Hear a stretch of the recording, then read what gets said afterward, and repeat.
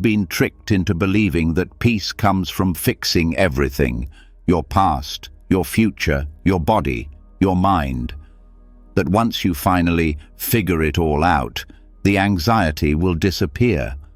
But if that were true, why do people who do everything right still feel tight in their chest, stuck in their head, and exhausted by their own thoughts?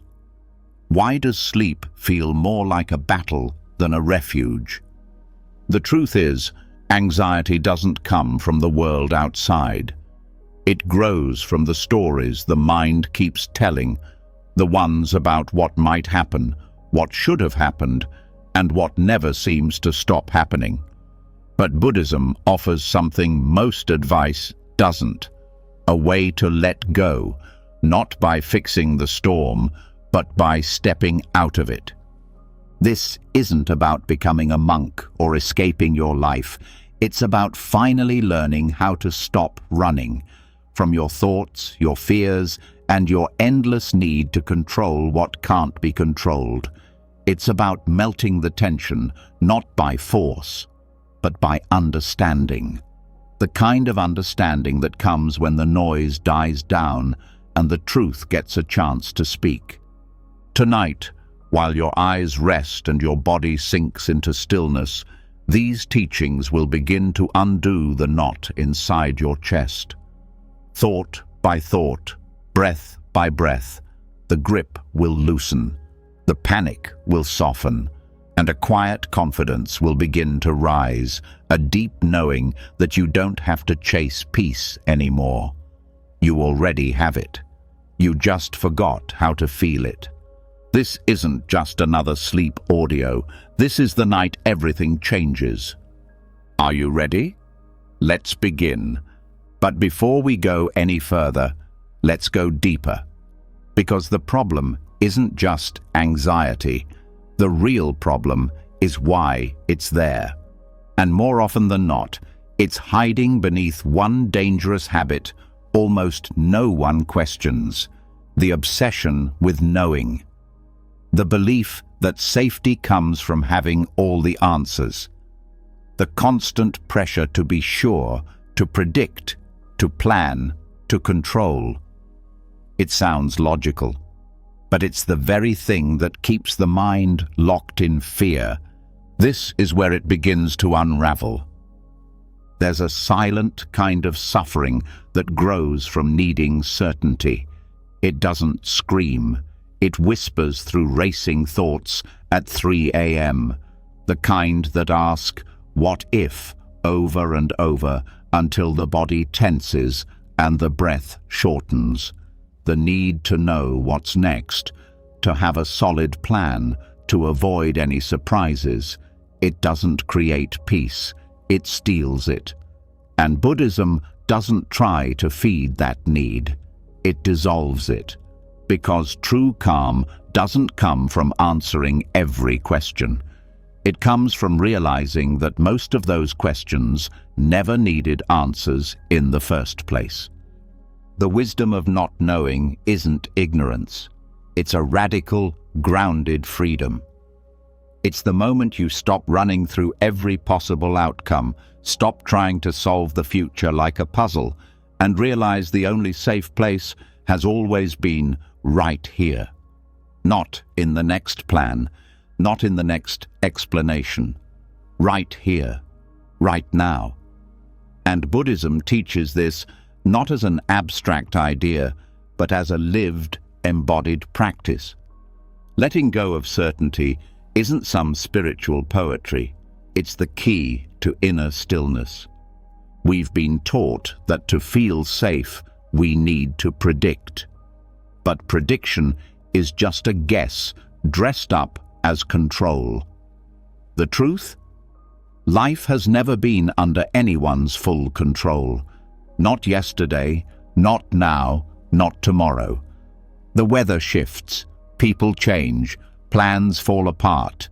Even the most carefully built lives are still touched by the unknown. And here's the twist. The more someone tries to control that chaos, the more anxious they become. Because deep down, the body knows it's a losing game. Buddhist wisdom turns that entire game upside down. It says, stop trying to win, stop needing to know, stop fighting the river and learn to float. Not knowing becomes power when it's embraced, not feared. When it's understood not as a flaw, but as the nature of all things. Impermanence isn't a threat, it's a relief. Because if everything changes, then even anxiety isn't permanent. Even fear isn't forever. There's nothing to cling to, and in that space, the mind finds air. Instead of chasing fixed answers, Buddhism teaches how to sit in the presence of the question, to feel the discomfort of uncertainty and not react. That space between not knowing and reacting is where real transformation happens. It's the space where anxiety starts to melt, not because it was solved, but because it was seen with new eyes. Think about how often certainty is used like armor. If I just know what they're thinking, if I just know how it ends, if I just know what to do. But every layer of that armor is heavy, and it never really protects. It just makes it harder to breathe. Letting go of that need doesn't make someone vulnerable, it makes them light. It makes them free. Zen teachers sometimes say, "Don't know mind is closest to truth." That phrase isn't a metaphor. It's a direct invitation to step out of the trap of constant labeling and judging and predicting. It's the exact opposite of what the anxious mind does. Anxiety tries to categorize every experience, label every emotion, forecast every outcome, and in doing so, it squeezes the life out of the present moment. But what happens when the mind softens, when it stops demanding answers? Something surprising takes its place, not confusion, not chaos, but clarity, a quiet, grounded awareness that doesn't need a name or a plan. This isn't giving up. This is waking up. One of the most powerful tools Buddhism offers is curiosity, not the kind that needs facts, but the kind that gently asks, "What is this?" without rushing to define it. When anxiety arises, instead of trying to get rid of it or explain it, the practice is to meet it, see it, feel it, let it be without trying to fix it. Because in that gentle meeting, something shifts. The anxious energy loses its grip. The need to label fades, and awareness takes its place. This is why so many Buddhist practices begin with the breath. Because the breath doesn't need to be understood, it only needs to be felt. The breath is never in the future, it's always now. And every time attention returns to it, the mind drops a little bit of its obsession with knowing. A breath can't be predicted, it can only be received. That's the training, moment by moment, breath by breath, learning to receive what is instead of chasing what might be. What's extraordinary is how fast the nervous system responds to this. The body listens. When the mind no longer screams for control, the shoulders drop, the heartbeat slows, the stomach unclenches. Because finally, the inner command center has stopped yelling instructions, and in the silence, the body returns to its natural rhythm, a rhythm that was always waiting underneath the noise. The practice of not knowing is also about humility. It admits what most of us try to hide, that we are not in control, that we don't have all the answers, that life is bigger than our plans. But instead of resisting that fact, Buddhism bows to it. And in that bowing, there's power, there's release, The kind of release that feels like finally putting down a burden no one asked you to carry in the first place. Some of the greatest breakthroughs come from this surrender, not because a plan was made, but because the mind was quiet enough to hear something deeper. Intuition doesn't scream, wisdom doesn't argue. They wait for silence, they wait for space, and the obsession with knowing leaves no room for either. That's why Buddhist teachings are so full of paradox, because the truth doesn't fit neatly into answers. It lives in tension, in presence, in stillness. When the anxious mind hears that, it gets frustrated. It wants clarity, it wants resolution, but the deeper self hears something else. It hears peace, because peace isn't the absence of problems, it's the absence of needing to control them all. This shift is subtle but profound. It's the moment the inner voice says, "I don't know," and that's okay. It's not helpless, it's spacious, it's not giving up, it's giving in to the flow of life instead of the illusion of control. And slowly, that acceptance becomes strength. The kind that doesn't flinch when life swerves. The kind that smiles at change instead of fearing it. Even in meditation, this principle is key. Beginners often think they need to stop thoughts, but the truth is, there's no need to stop anything, just to notice, to stay with what is. That's the practice of not knowing, not trying to shape experience into something else, but allowing it to unfold. Over time, the mind learns that it doesn't need to be the director of everything. It can simply be a witness, a participant, a friend to the present moment. This isn't just spiritual poetry, it's neurological reality. When the mind stops over-analyzing, new parts of the brain light up. Areas connected to creativity, insight, and calm become more active. The nervous system resets. The immune system strengthens. Sleep improves. The body begins to repair. All from the simple act of no longer needing to know. The great Zen master Shunryu Suzuki said, "In the beginner's mind, there are many possibilities. In the expert's mind, there are few." Anxiety wants to be the expert. It wants to narrow the future into one safe path. But peace lives in the opposite direction, in the openness of a beginner's mind. A mind that sees the world fresh, without categories, without assumptions. A mind that doesn't need the future to be known to feel safe now. This shift isn't just personal, it changes how one relates to others. When the mind no longer needs to predict or judge, conversations become deeper, relationships become lighter. There's less pressure to fix or advise or explain, just presence, just listening. And in that space, connection grows. The wisdom of not knowing is not passivity, it's engagement without tension.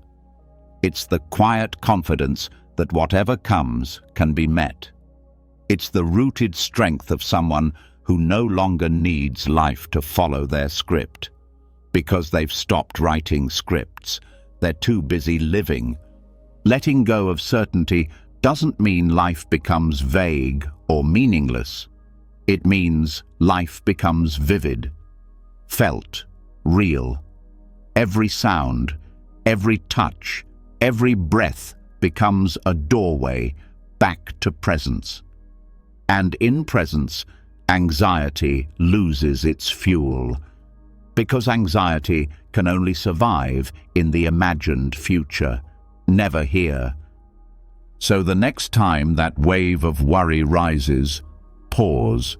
Don't fight it, don't follow it, just see it. Know that it doesn't need to be solved.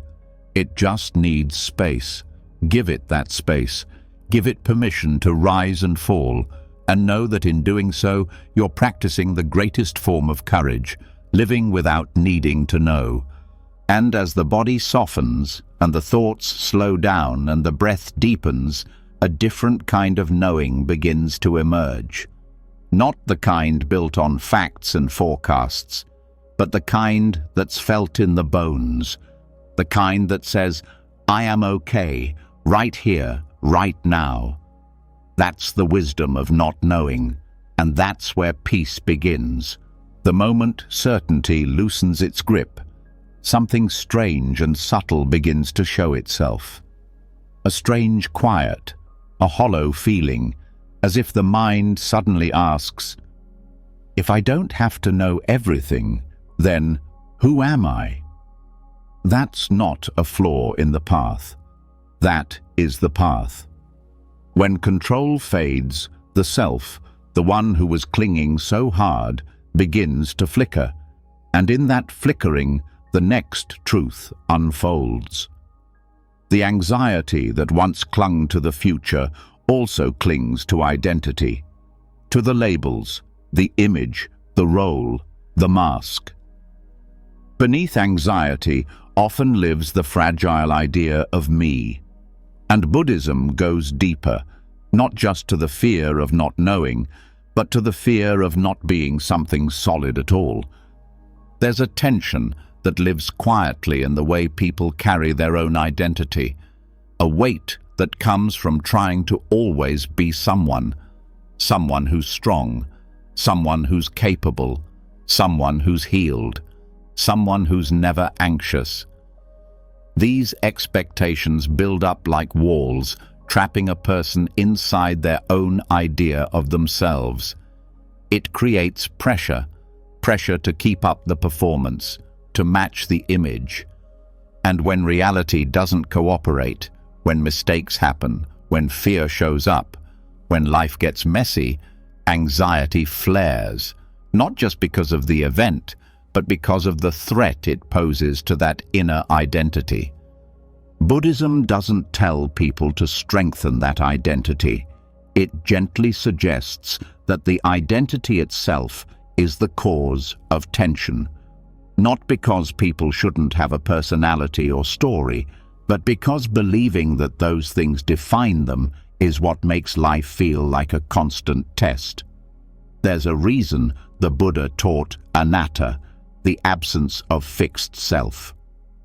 Because when the self becomes flexible, pressure disappears. When the mind no longer has to defend an image, peace becomes possible. Most people don't realize how deeply they're protecting their identity. It's not always loud or obvious. It's in the hesitation before saying, I don't know. It's in the way someone over-explains to prove they're smart enough. It's in the way someone avoids vulnerability to appear strong. These behaviors don't come from arrogance. They come from fear. Fear that if the image cracks, they'll be rejected, abandoned, unworthy. But what if that fear is built on a false foundation? What if the image was never needed in the first place? When someone starts to observe their own identity instead of living inside it, something shifts.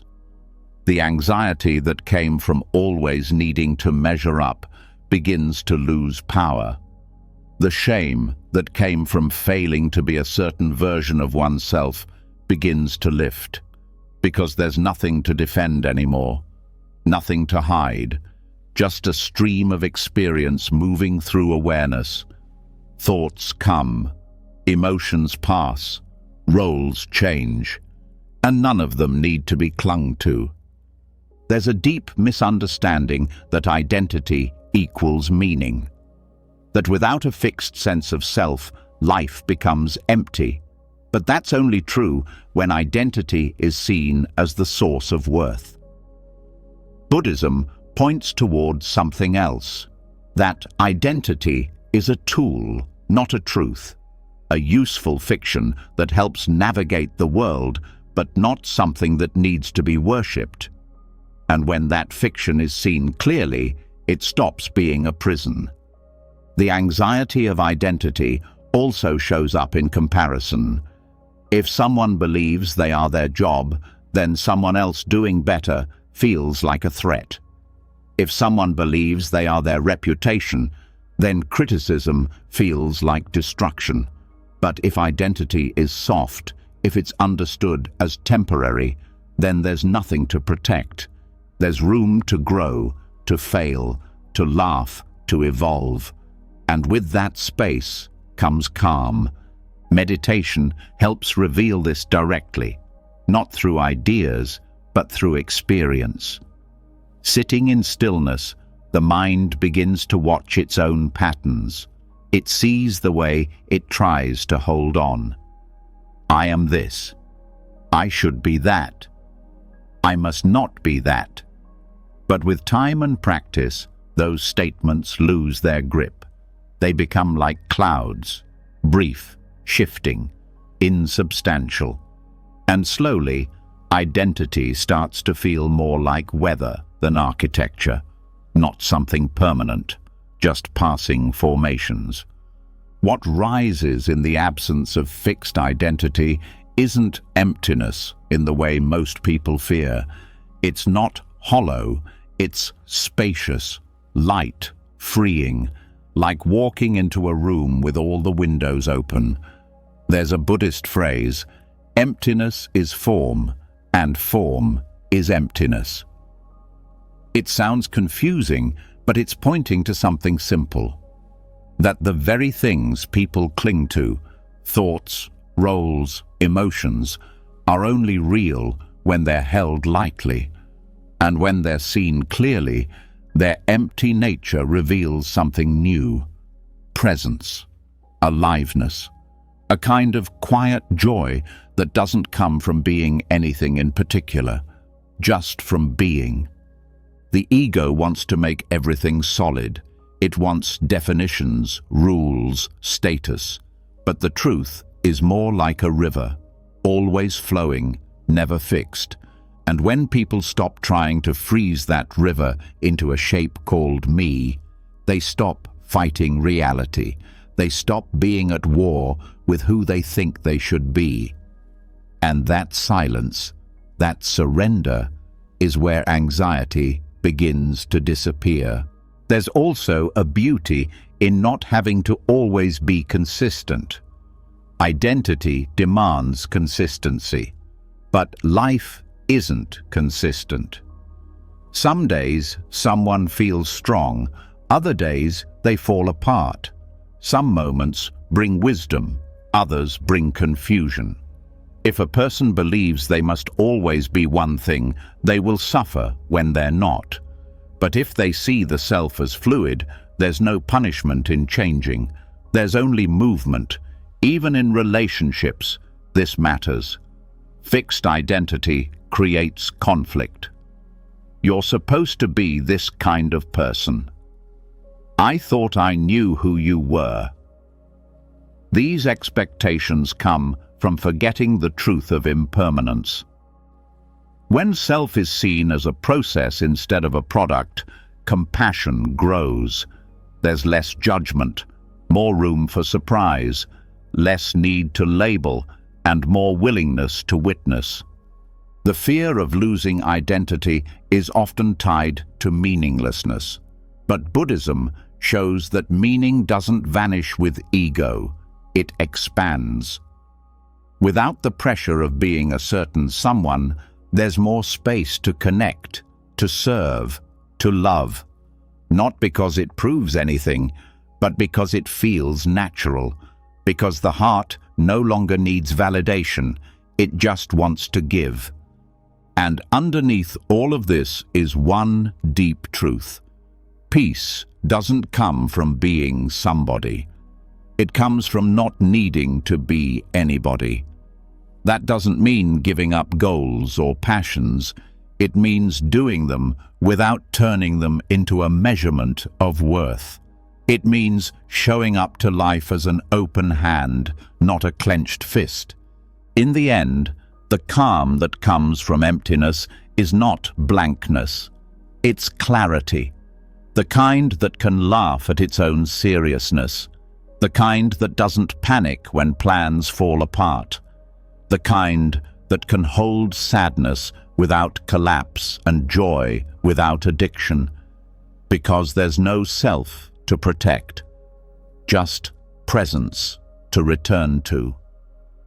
As thoughts drift, as the body begins to slow, let this understanding settle deep. The self is not a cage, it's a doorway, one that leads back to stillness every time you stop trying to define it. And in that stillness, anxiety dissolves, not because anything was fixed, but because the pressure to be fixed was finally released.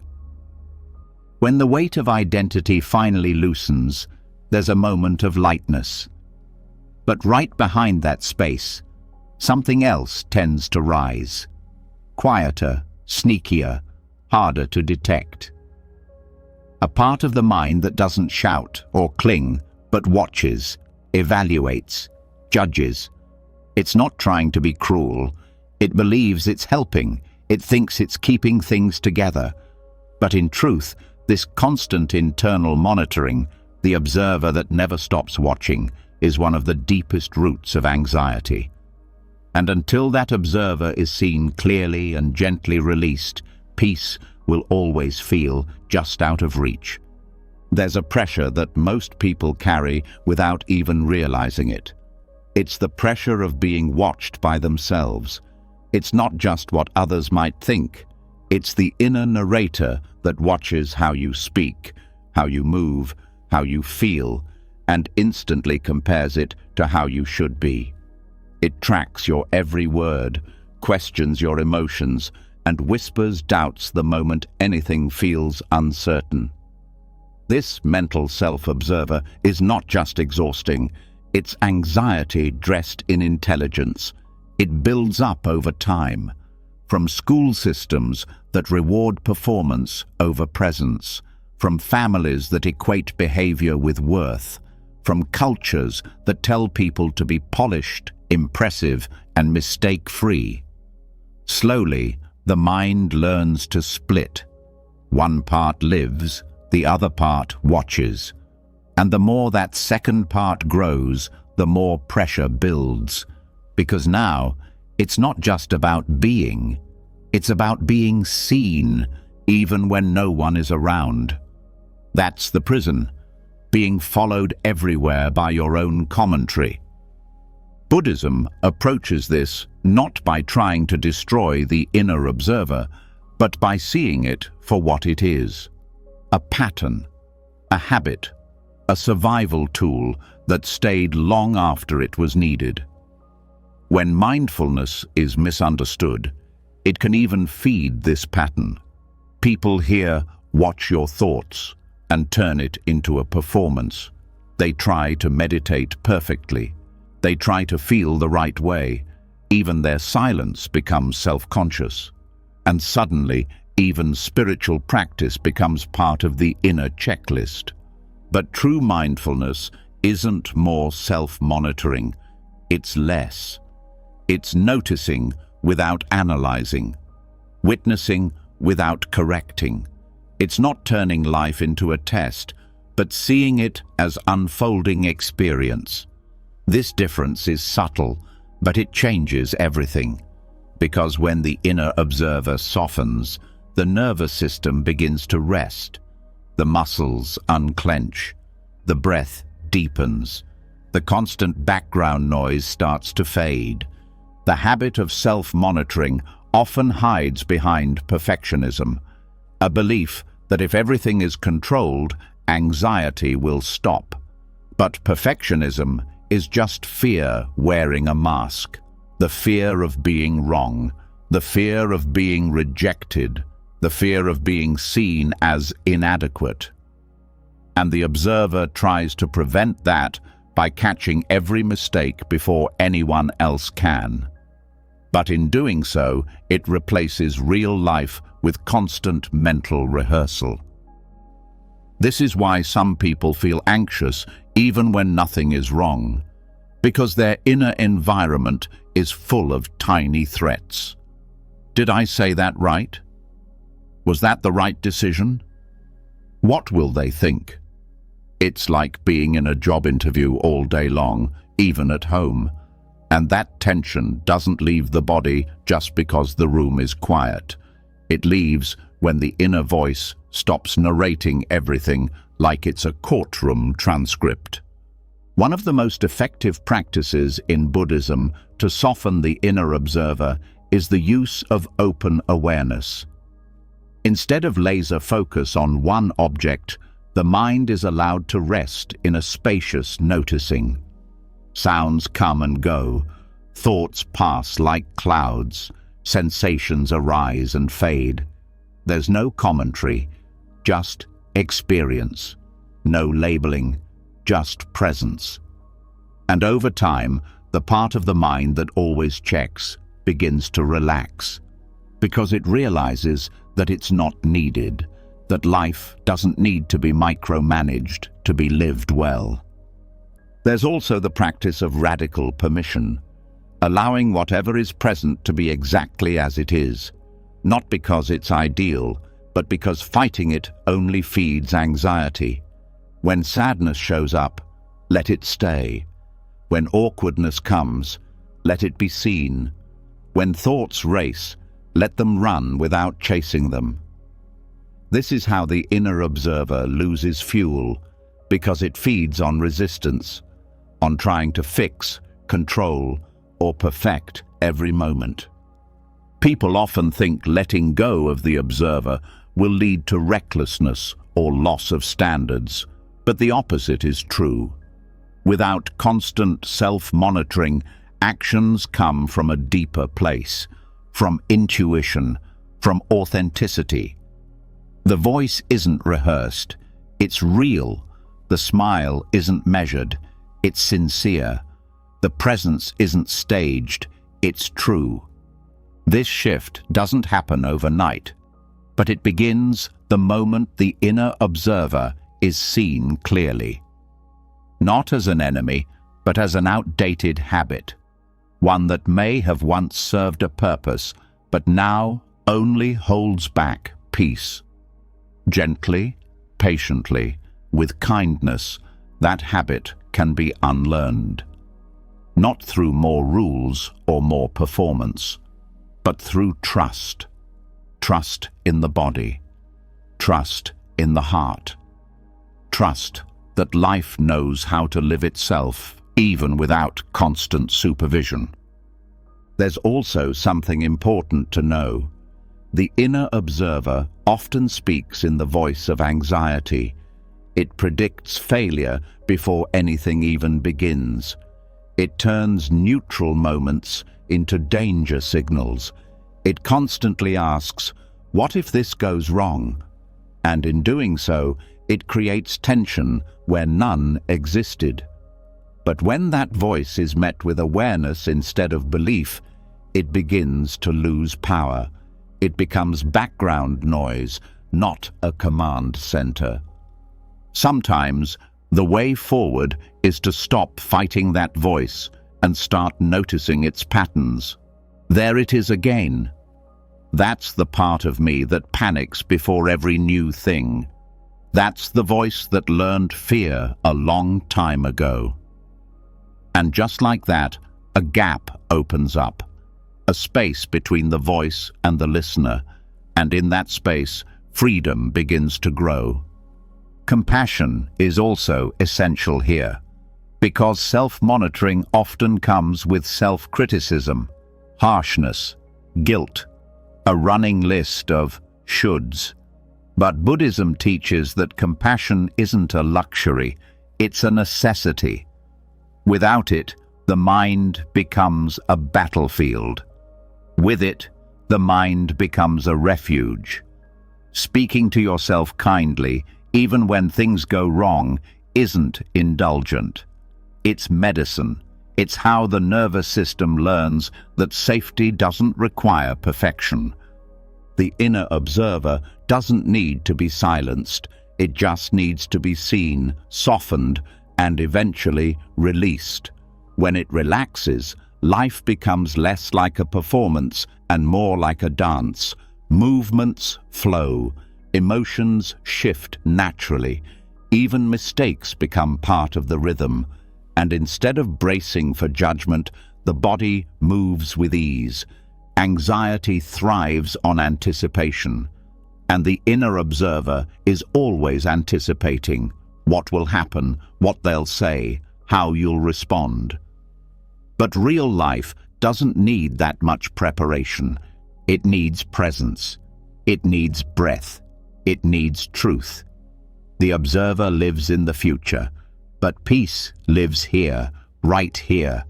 In the moment you stop watching yourself and start being yourself. Every moment of release counts. Every breath where the commentary goes quiet is a doorway, and with practice, those doorways become wider. The observer becomes quieter, and what remains is presence, calm, wholeness, the natural peace that was always underneath the noise. So, as the mind rests and the body softens further, let this truth take root. You are not the voice that watches. You are the space it appears in, and that space is already free, already enough, already at peace. Once the inner observer starts to fade, the silence it leaves behind can be beautiful, but it also uncovers something deeper, something more primal. Beneath the self-monitoring and overthinking, there's a pull, a tug-of-war the mind plays with the world. It reaches for what it wants. It runs from what it fears. That constant swing between craving and aversion is the hidden rhythm that drives most anxiety. It's subtle, but it shapes every choice, every mood, every thought. Buddhism calls this cycle samsara's pendulum. And unless this swinging is seen clearly and softened, the mind will keep spinning in panic, even when life is quiet. Craving doesn't always look like desire.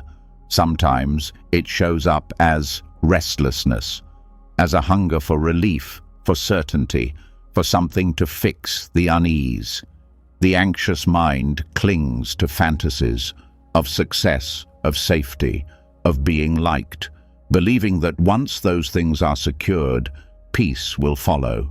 But it never does, because the craving itself creates pressure, and every time the mind says, "I need this to feel okay," it also says, "Without it, I'm not okay." That dependency becomes a prison, a loop, a constant chase that never really ends. On the other side of the pendulum is aversion, the pushing away of discomfort, awkwardness, fear, and pain. This is the part of anxiety that makes the body tighten. That tells you to avoid the meeting, skip the phone call, suppress the feeling. It's not just about discomfort, it's the belief that discomfort must be removed immediately, that anything unpleasant is dangerous. And that belief feeds panic, because now it's not just pain, it's panic about pain. Together, craving and aversion form a loop. The mind chases one thing, flees from another, and calls that running life. But it's not life. It's reactivity. It's an endless back and forth that never allows rest. And because neither craving nor aversion can ever be fully satisfied, anxiety becomes the background hum of existence, a low-level alarm that never really turns off. Buddhist practice interrupts this loop, not by replacing craving with discipline or suppressing aversion with force, but by cultivating something else entirely: equanimity. The calm strength to meet both attraction and fear without being pulled. Equanimity isn't numbness, it's not indifference, it's clarity. It's the grounded, centered awareness that sees a thought arise and doesn't chase it. That feels a fear appear and doesn't flinch. That knows both the pleasure and the pain are temporary and doesn't build an identity around either one. Anxiety is often strongest when equanimity is weakest. When someone can't sit with the tension of not yet, the craving takes over. When someone can't bear the discomfort of emotion, the avoidance grows louder. But equanimity teaches a different way: to stay, to soften, to allow, not as a strategy to escape, but as a way to dissolve the need for escape entirely. The pendulum isn't bad, it's natural. Pleasure comes and it feels good. Pain comes and it doesn't. But when the mind becomes attached to chasing one and rejecting the other, peace is impossible. It's not the experience that hurts, it's the grasping, it's the pushing, it's the refusal to be with what is. Craving says, this isn't enough. Aversion says, this is too much.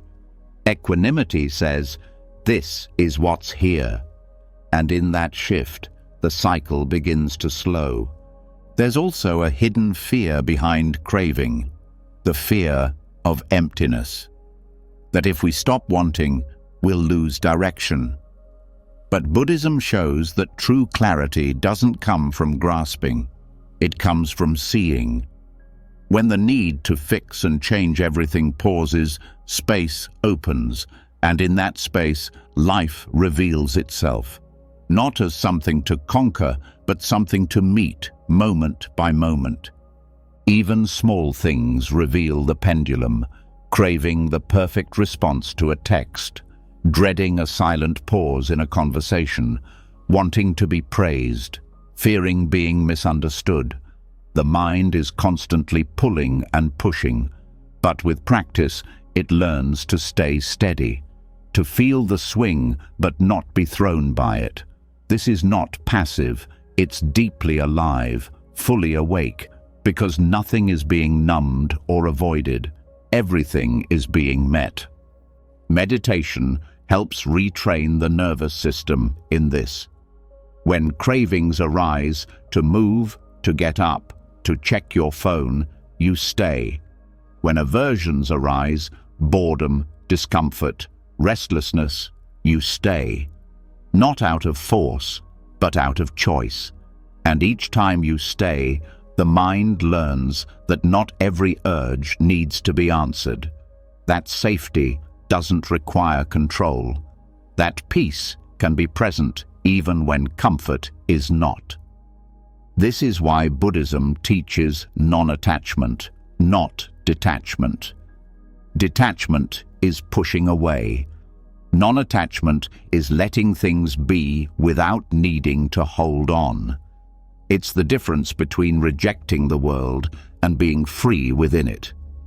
And this freedom is what stops the pendulum, not by freezing it, but by stepping off the ride entirely. Some of the most common anxieties, fear of failure, fear of judgment, fear of loss, are rooted in the pendulum. Wanting to succeed, wanting to be liked, wanting to feel safe, and fearing the opposite. But when the craving dissolves, so does the fear, because there's no longer something that must be achieved or avoided for the self to be okay. There's also a misunderstanding that equanimity will make life dull, but the opposite is true. When you're no longer constantly reacting, you can actually see. The sky is clearer, the moment is sharper. Emotions are deeper, but lighter. Joy isn't a high, it's a still, quiet warmth. Sadness isn't a pit, it's just a passing wave. There's no longer a need to hold or fix, just to feel and move and return. In daily life, equanimity looks like patience during chaos, like silence in the face of pressure, like kindness when it's not easy. It doesn't mean feeling nothing. It means not being owned by what you feel. It means being able to experience without clinging, to love without needing, to hurt without collapsing. This doesn't happen through theory.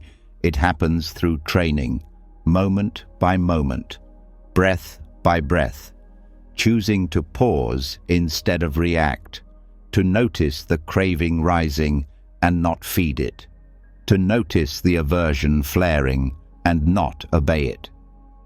That pause is sacred. It's where the pendulum starts to slow, and over time, something profound begins to happen. The energy once wasted on chasing and resisting becomes available. The mind becomes clearer. The heart becomes more open. The body softens. Not because life is perfect, but because the fight is over. And in the absence of that fight, anxiety has nowhere to land. The pendulum still moves, but it no longer pulls. Cravings still come, but they don't command. Aversions still appear, but they don't control. The mind sees them, thanks them, and lets them pass, like wind through an open window. There's a deep, quiet power in not reacting. It's not weakness, it's wisdom. It's knowing that not every discomfort is a problem, that not every urge is worth following, that sometimes the greatest strength is found in staying still while everything moves around you. And now, as the next breath flows in and out, feel the space that's opened, not because the world changed, but because the grip on it softened. This is how anxiety ends, not with a bang, but with a breath, with the gentle unraveling of the need to chase and the need to run. As the swing between craving and aversion begins to slow, something unexpected is revealed. Even after the thoughts settle, even after the need to chase or run fades, a residue remains. It doesn't speak in words. It doesn't even form clear thoughts. It lives in the chest, in the shoulders, in the breath. It tightens the jaw without permission. It shortens the inhale before danger appears. It curls the body inward without any conscious choice. This is the echo of old experiences, the body's memory of fear. And until that memory is met and gently released, anxiety will always have a place to hide, even in silence.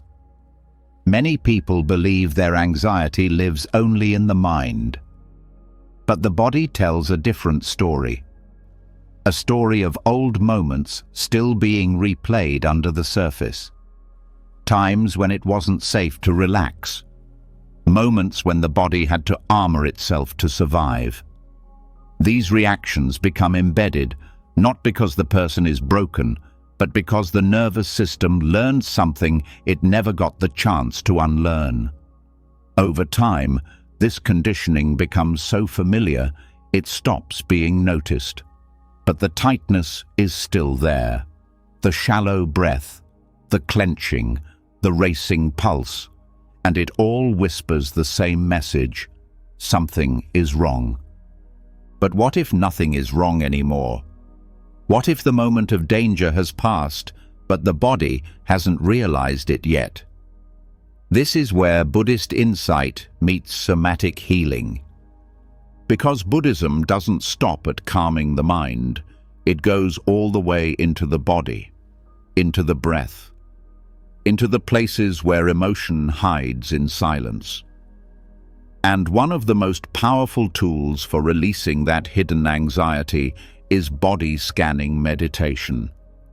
Body scanning is not about fixing posture or relaxing muscles by force. It's about presence, awareness, noticing without judgment, meeting the body exactly as it is and letting it speak in its own way. The process is simple, but what it reveals is profound. moving attention slowly through each part of the body, not to change it, but to feel it, to sense what it's holding, to let awareness melt into every corner the mind usually ignores. This kind of attention is not mechanical. It's soft, gentle. It doesn't analyze or explain. It just feels. And in that feeling, tension starts to release, not because it was commanded to, but because it was finally heard. The body doesn't need to be pushed. It needs to be seen. And when awareness meets sensation with patience, the nervous system learns it's safe to let go. Trauma doesn't always come from dramatic events. It can come from years of small moments where someone felt unseen, unsafe, or unprotected. These moments accumulate, and the body stores them like layers of armor. Shoulders lift to guard against criticism. The belly tightens to brace against uncertainty. The throat constricts to hold back words that were never allowed. And over time, these patterns become chronic, normal, invisible. But they're not permanent. They're only waiting to be felt. Buddhism doesn't treat the body as separate from the mind. It sees them as one expression of awareness. So, healing must include both. Thoughts may calm with meditation, but until the body is included, the work is unfinished. That's why Buddhist practice often includes mindful movement, walking meditation, and posture awareness, not as exercises, but as doorways. Every step, every breath, every sensation is a chance to reconnect, to feel what's been forgotten. Releasing stored anxiety in the body is not about perfection. It's not about reaching a state of complete relaxation and staying there. It's about relationship, meeting the body like an old friend who's been carrying too much for too long, asking it, without force, what are you holding? What can be let go now? What has already passed? Sometimes the most healing thing is to feel discomfort fully, not to solve it, not to numb it, just to stay present with it. This presence teaches the body that it no longer needs to be in defense mode, that it doesn't have to contract to be safe, that rest is not a weakness, but a birthright. The breath is one of the most powerful tools in this work, not by controlling it, but by feeling it, letting it guide the scan, noticing where it flows easily and where it gets caught. These stuck places are not problems, they're messages. The body doesn't lie. It remembers what the mind has forgotten.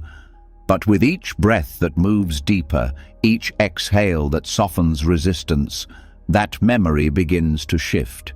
The story begins to change. Equanimity, explored earlier, becomes even more important here. Because sometimes what arises during a body scan is uncomfortable. Tightness, heat, sadness, a trembling. But equanimity allows it to be there without panic, without labeling it as wrong. This non-reactive awareness is what allows true healing, not suppressing, not fixing, just staying, just being with. Over time, this builds trust. The body starts to trust awareness. It starts to feel safe in presence. And when that trust grows, the old patterns begin to unravel on their own. The shoulders drop, the belly softens, the breath deepens, and all without force. Because healing is not about control, it's about safety. And safety is born through kindness. Kindness toward the body is radical, especially in a culture that teaches control, discipline, and appearance over inner reality. But Buddhism invites a different approach, one that values stillness over performance, one that bows to sensation rather than trying to dominate it. This bowing is not submission, it's wisdom. It says, I trust the intelligence of this body, and that trust dissolves fear. Some people wonder why anxiety lingers even after therapy, medication, or mindset shifts. Often, it's because the body wasn't included in the healing. The tension stayed. The breath stayed shallow. The nervous system stayed in high alert. And no amount of thinking can undo what the body hasn't released. That's why this work matters. Because peace is not just a mental state. It's physical. It's cellular. It's breath-based. It lives in the posture, the pace, the silence. There is no right way to do this. Some people scan from head to toe. Others start with the hands, the feet, the belly. It doesn't matter where you begin. What matters is that you begin, that you feel, that you pause long enough to let the body speak. And when it speaks, you don't interrupt. You listen, you stay, you breathe. This practice also builds resilience. The more often you meet discomfort without running, the more your system learns to stay regulated. You become less reactive, less tense in the face of uncertainty, more open to the full range of experience. And anxiety begins to fade, not because you fought it, but because you no longer feared it. There will be days when tension returns, when the body tightens for no clear reason. That's not failure, that's memory. And memory doesn't need to be erased to be released. It needs to be held, like a child, gently, with patience, with care. The great teachers of Buddhism knew this, that real freedom doesn't live in grand ideas. It lives in the small moments when you feel your feet on the ground, your breath in your belly, your heart beating in your chest. And you know, without thinking, that you are safe right now. And that's what this is about. Not escaping, not transcending, but returning again and again to the body, to the breath, to the place where anxiety begins and ends. So, let the next breath come with ease. Let the body soften. Not because it was ordered to, but because it's finally allowed. This is how peace grows. This is how panic fades. Not by force, but by presence. As the body begins to release the weight it's held for years, something new is uncovered. A softer, quieter current that runs beneath muscle, beneath thought, beneath posture. It isn't sharp like trauma. It doesn't feel like a wave. It feels like a loop, tight, circular, repetitive. It's not the original fear. It's the reaction to the fear. The moment anxiety shows up and the mind says, "Oh no, not this again." It's fear of fear. And it's one of the most invisible, exhausting patterns in the anxious mind. The pain is not just in the anxiety itself, it's in the resistance to it. That second response, the second dart, is what turns a simple discomfort into full-blown panic. But it doesn't have to be this way, not when you see what's happening with clarity and meet it with compassion instead of judgment. In Buddhist psychology, there's a powerful teaching about the two darts. The first dart is pain. The second dart is our reaction to it. The first is unavoidable. It's part of being alive. The body gets sick. The heart gets hurt. The mind gets confused. But the second dart, that one is optional. It's the mind's habit of doubling down. Why is this happening? This shouldn't be here. What's wrong with me? That's where suffering multiplies. That's where anxiety turns from a passing storm into a constant inner war. The fear of fear shows up in so many subtle ways. It's the tightening when a small worry appears, followed by the rush of trying to make it go away.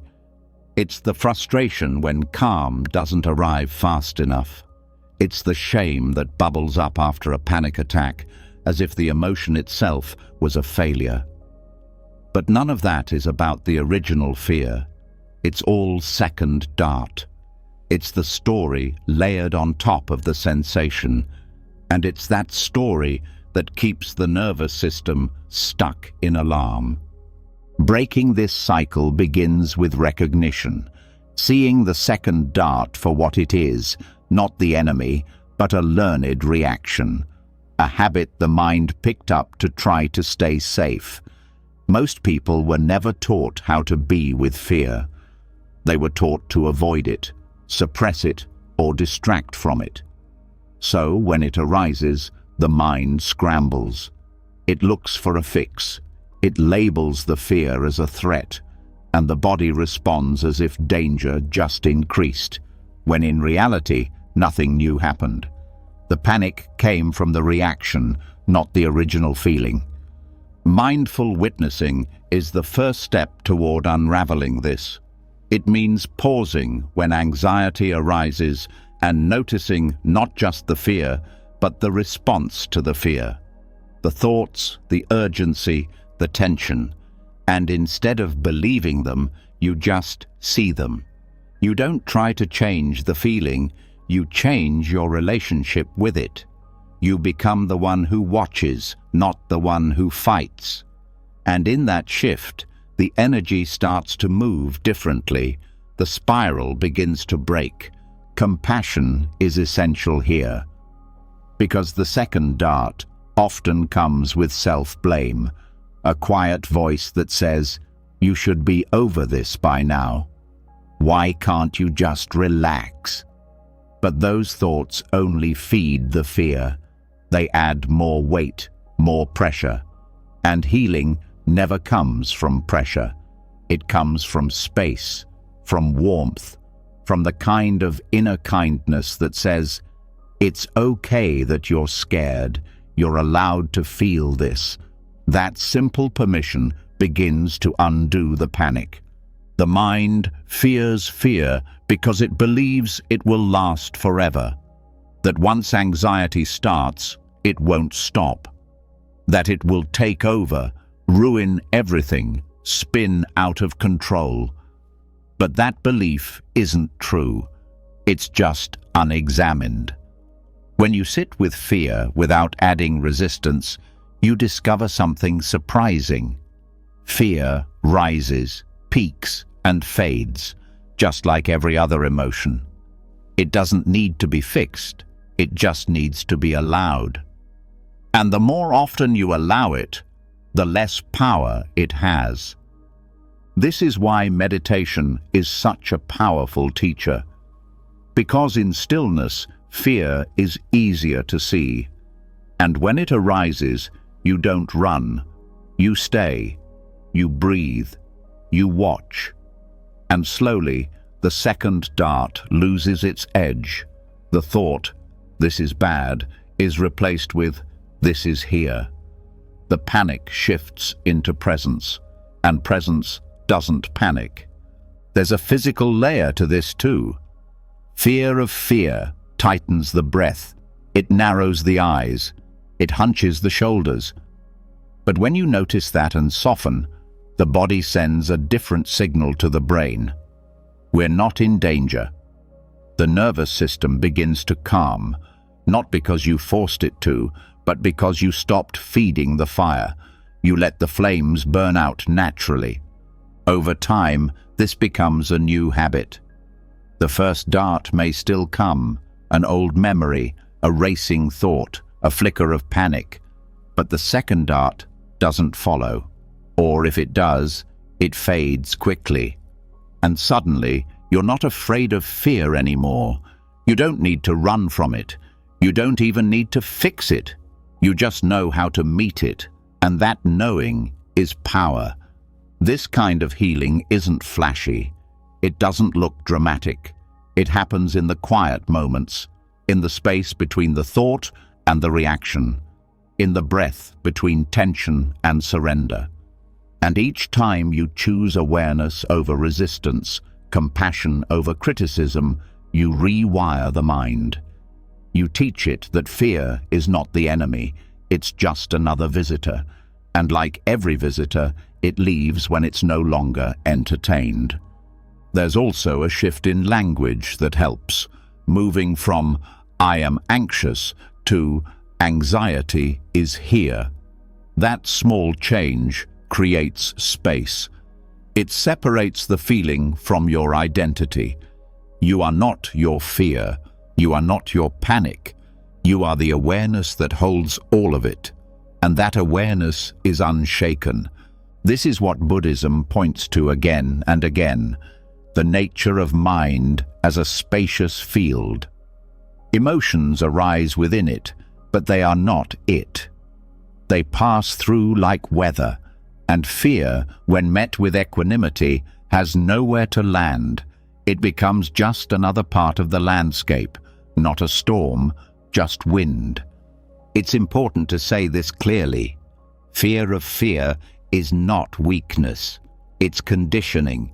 It's what happens when people are never taught how to sit with their own discomfort. But you are learning now. You're building the capacity to meet fear with something stronger than resistance. You're learning to meet it with presence. And presence doesn't ask questions like, "Why is this happening?" It asks, "Can I stay? Can I feel this?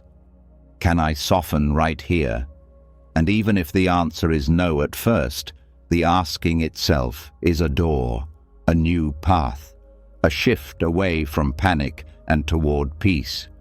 Fear will still visit, but it won't stay as long. It won't speak as loudly.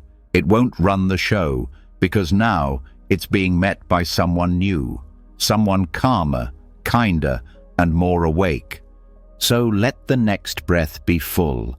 Let it move through your chest without needing to change it. Let fear be here if it needs to be. And know that it's not a failure. It's just a flicker of human experience passing through an infinite sky.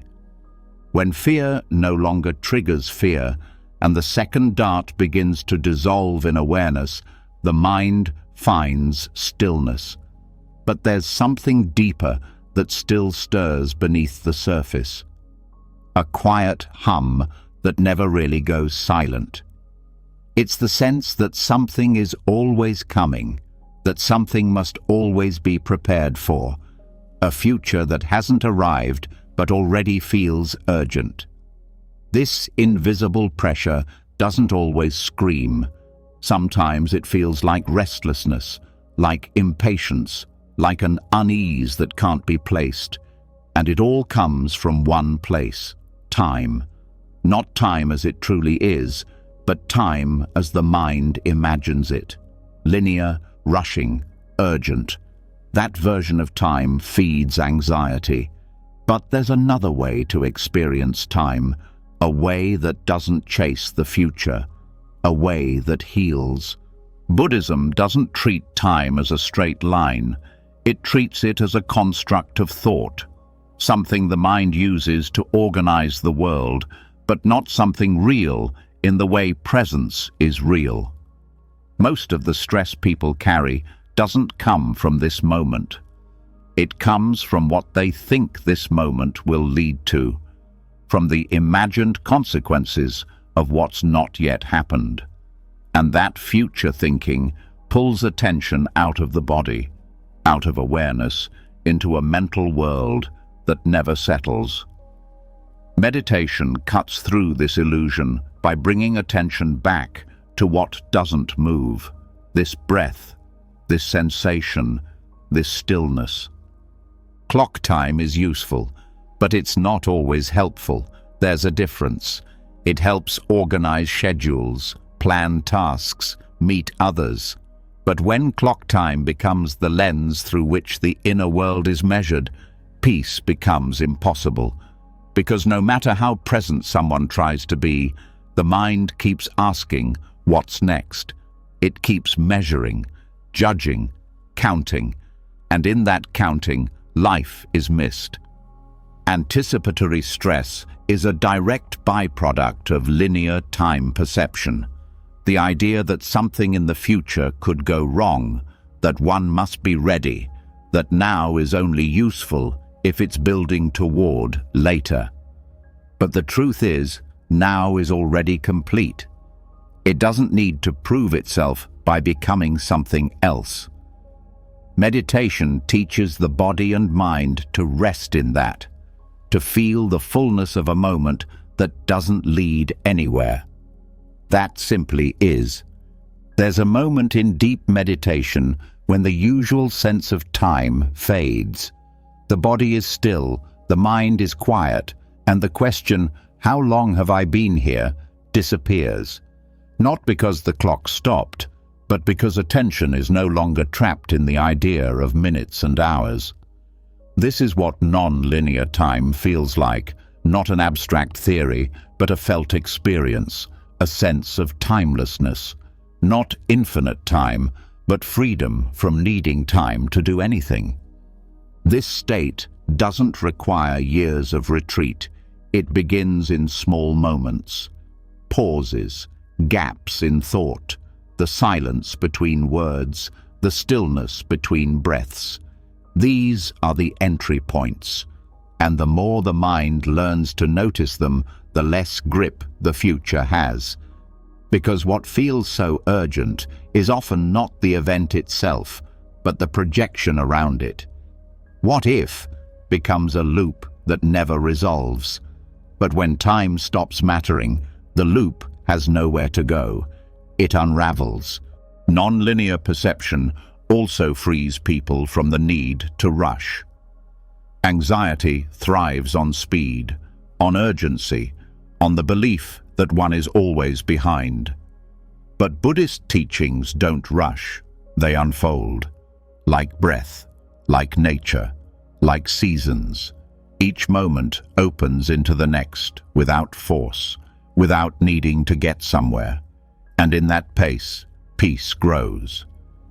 One of the most powerful realizations is that the future does not exist in any real sense. It's always imagined, always a construction. And when that construction is seen through, what remains is now. This now may be uncomfortable or joyful or neutral, but it's real, it's touchable. And that reality is grounding. It breaks the fantasy of future disaster. It allows the nervous system to reset. The practice of non-linear time also rewires how people relate to productivity. So much anxiety is tied to the feeling of falling behind, of not doing enough. But when presence becomes the focus, the obsession with outcomes fades. Tasks are done with attention, not tension. Conversations happen with care, not calculation. The moment becomes the goal, not just the path to a goal. There's also healing in letting go of deadlines inside the heart. Emotional healing doesn't follow a clock. Growth doesn't follow a calendar. And trying to force them to move faster only creates more stress. Buddhist wisdom invites a deeper trust that what needs to unfold will in its own time. That awareness is not late, that the body knows its rhythm. Time also becomes distorted during anxiety. A single minute of panic can feel like an hour. A peaceful hour can pass in what feels like seconds. This shows how subjective time really is. The mind controls the experience of time, not the clock. So when the mind settles, time becomes soft, spacious. And when time is spacious, anxiety has no tight corners to press against. Letting go of clock time doesn't mean ignoring responsibilities. It means no longer measuring life's worth by how fast things are achieved. It means recognizing that presence is not a delay, it's the destination. That joy doesn't live in the future, it lives in awareness, right here, right now. There are also practical ways to step out of linear time. Mindful walking without tracking steps or distance. Eating slowly without looking at the clock. Turning off notifications that divide attention into fragments. Creating moments each day with no goal except to be. These are not luxuries. They are medicine for a mind addicted to motion. In monastic life, this way of living is embedded into everything.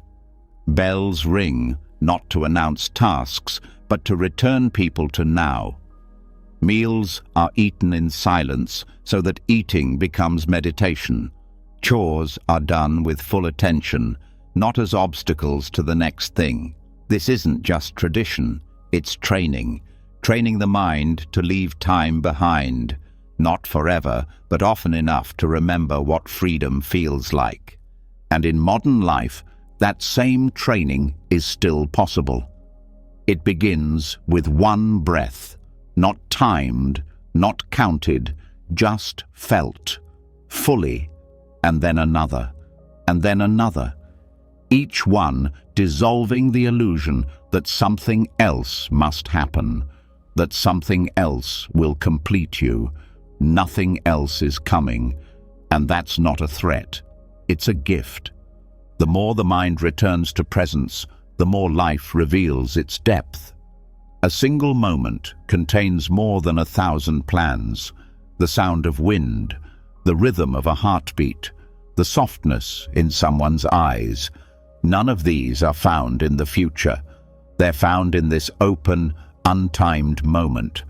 And when the mind lands here, anxiety has no hook, because there's nothing missing, nothing to chase, nothing to lose. This is what it means to leave clock time, not as escape, but as arrival. Arriving fully into this breath, this body, this now.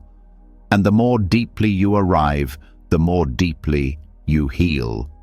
Because the future cannot be healed. Only now can. Let the breath move without schedule. Let the day unfold without prediction. Let time become soft, like mist, like space, like the sky. This is where panic ends, not in fixing the future, but in forgetting to fear it. Because there is no later. There is only this. As time softens and the future loses its grip, the mind begins to rest in something closer to its natural state. But even within presence, thoughts still arise, subtle judgments, tiny plans, memories drifting in without warning.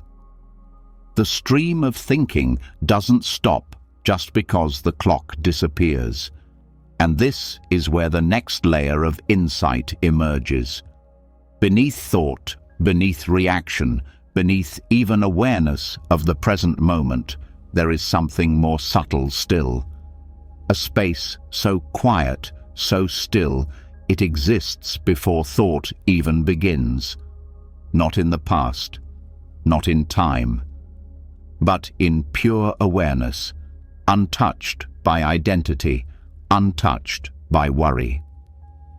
Buddhism calls this the breath before breath, and when the mind touches this space, anxiety no longer has anywhere to grow.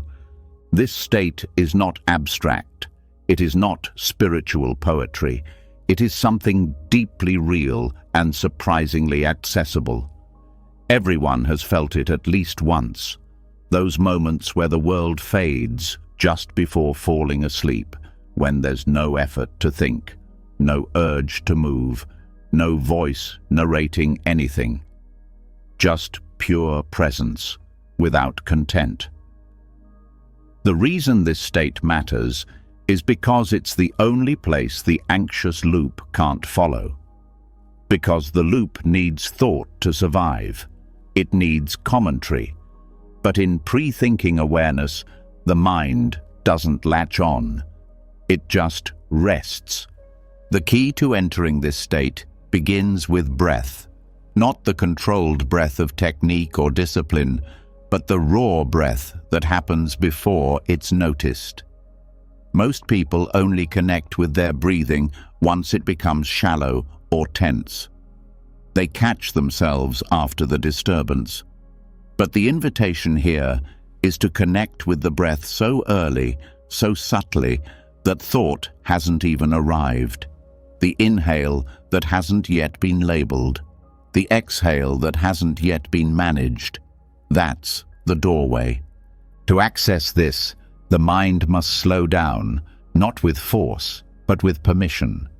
You don't grab at the breath. You don't guide it. You simply meet it, gently, like catching a feather in freefall. Attention shifts from thought to sensation, but even that shift is soft. There's no inner voice saying, "Now I am focusing." That would be too late. The practice begins before that voice, before the observer forms. It's awareness of awareness itself. This may sound impossible, but it's closer than you think. All it requires is a kind of listening that doesn't wait for words, a sensing that doesn't need shapes. Most meditation techniques guide people into this slowly. Watching the breath, noticing sensations, naming thoughts. These are steps that prepare the system. But this practice skips even the preparation. It starts from stillness. And in that stillness, you notice something surprising. There is no need to do anything. Awareness is already here. The breath is already happening. The only thing missing was noticing it without naming it. This is what interrupts anxiety at its very root. Because anxiety always begins with a story, a projection, a resistance. But in pre-thinking awareness, there are no stories, no projections, just openness. Thoughts may still come, but they don't catch. They float by, they dissolve. And slowly, the habit of following them fades. It's like watching ripples fade on a lake. You don't need to push them down. You simply stop throwing stones. That's what the breath before breath teaches. That the mind doesn't need to be controlled. It just needs to be left alone. And in that allowing, peace emerges not as a goal, but as the natural state of being. This space also reveals something powerful about identity, because before thought, there is no self, no role, no past, no problem to solve, just presence. And when someone lives from that presence, even for a few moments, everything shifts.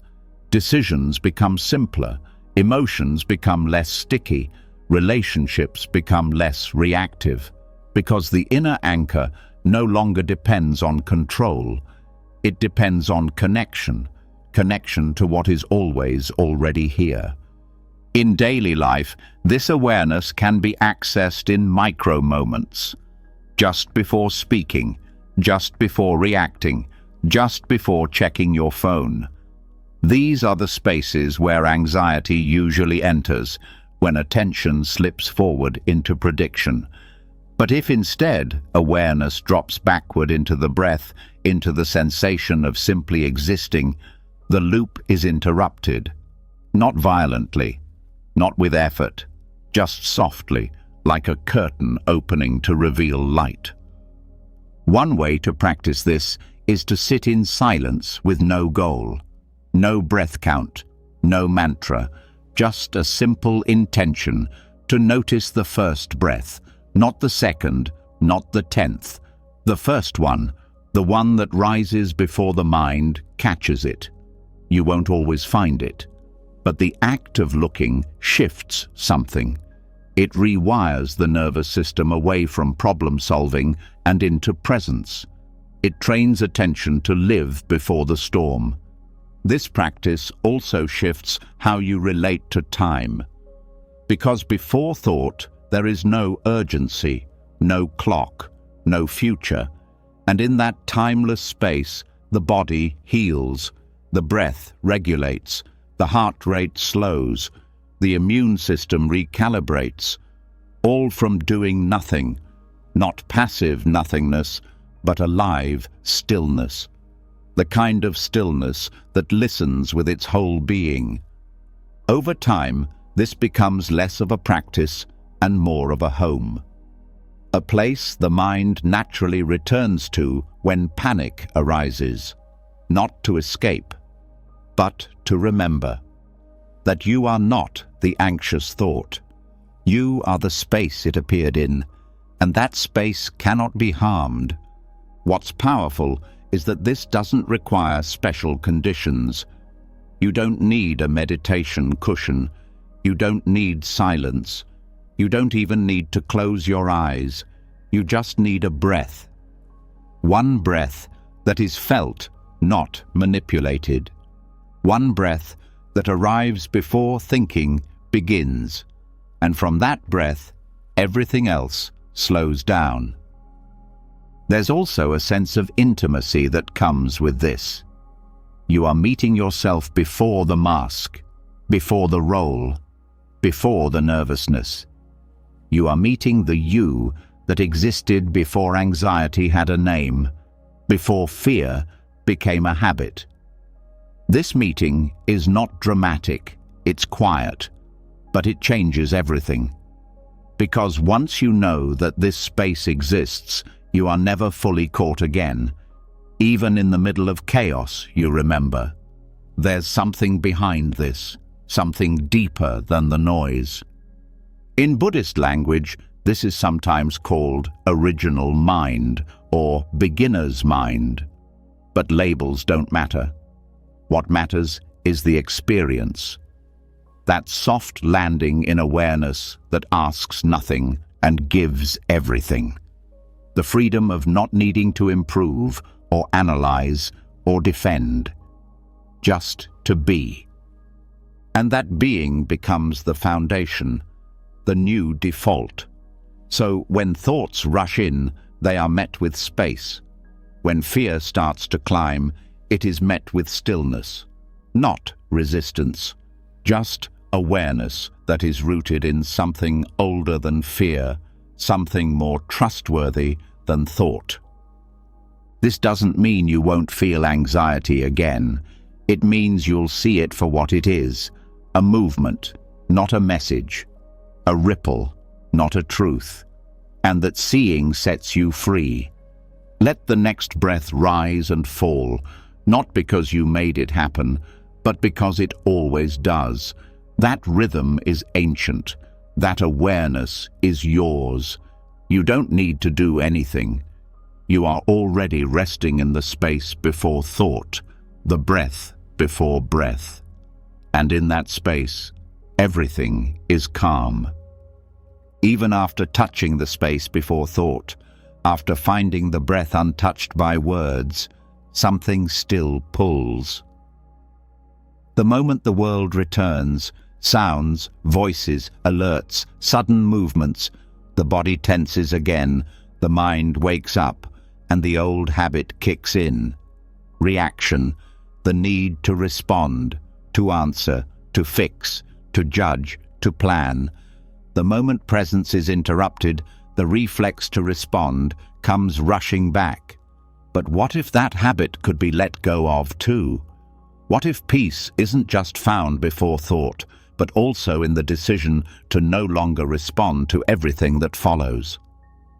There is a hidden anxiety in constant response.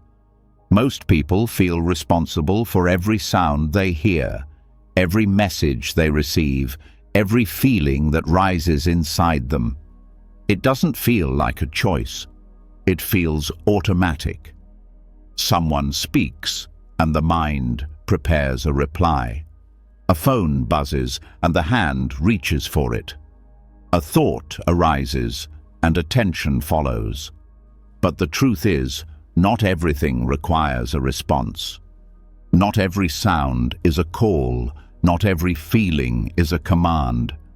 When the need to react to everything dissolves, space opens, and in that space, real calm begins. The nervous system is shaped by how often it is pulled.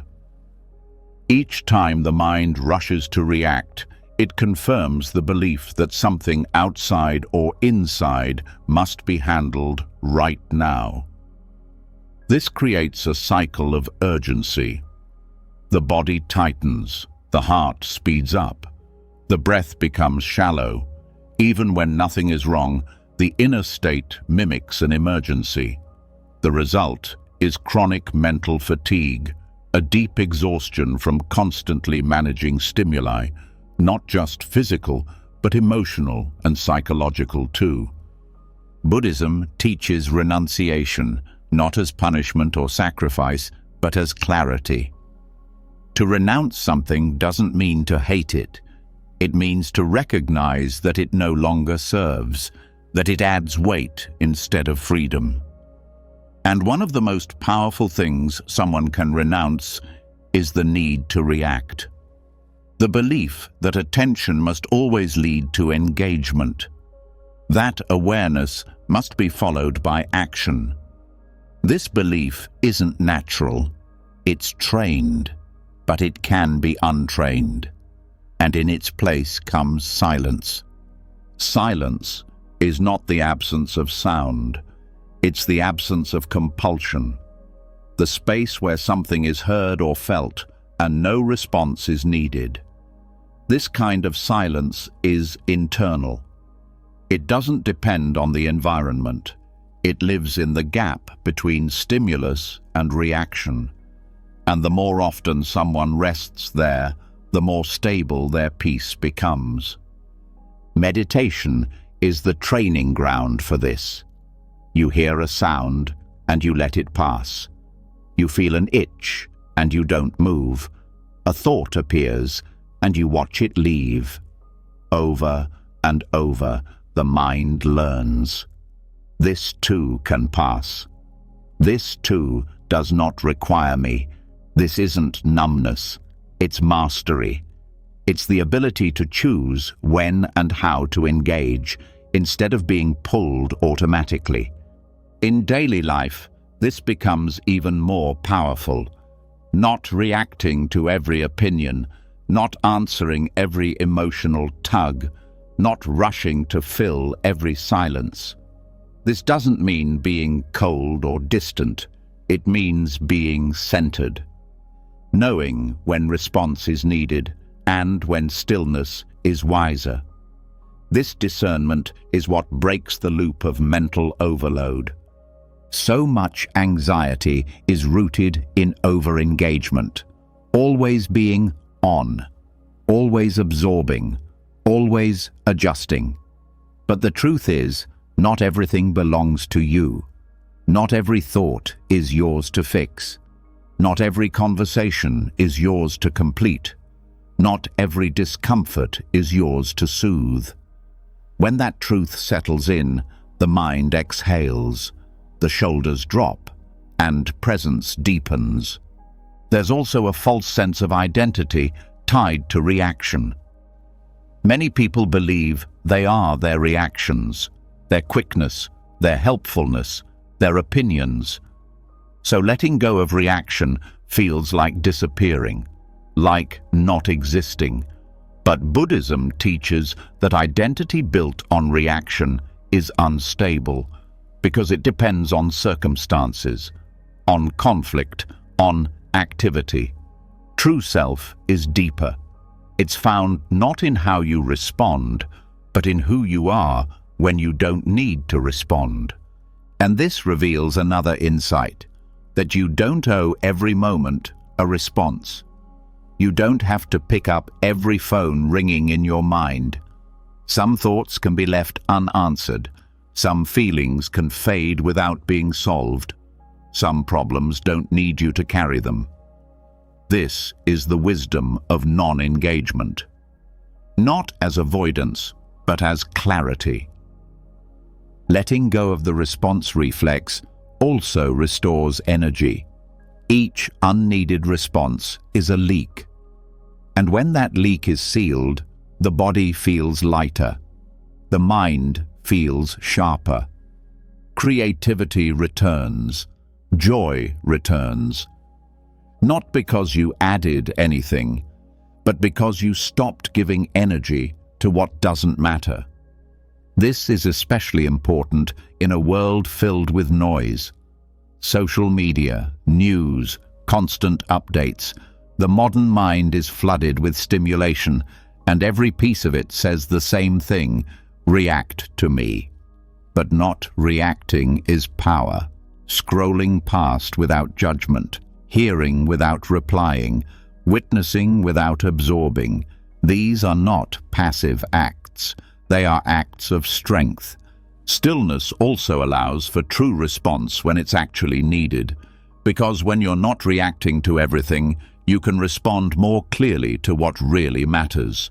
You have space, you have energy, you have clarity, and that clarity leads to wiser action, not just more action.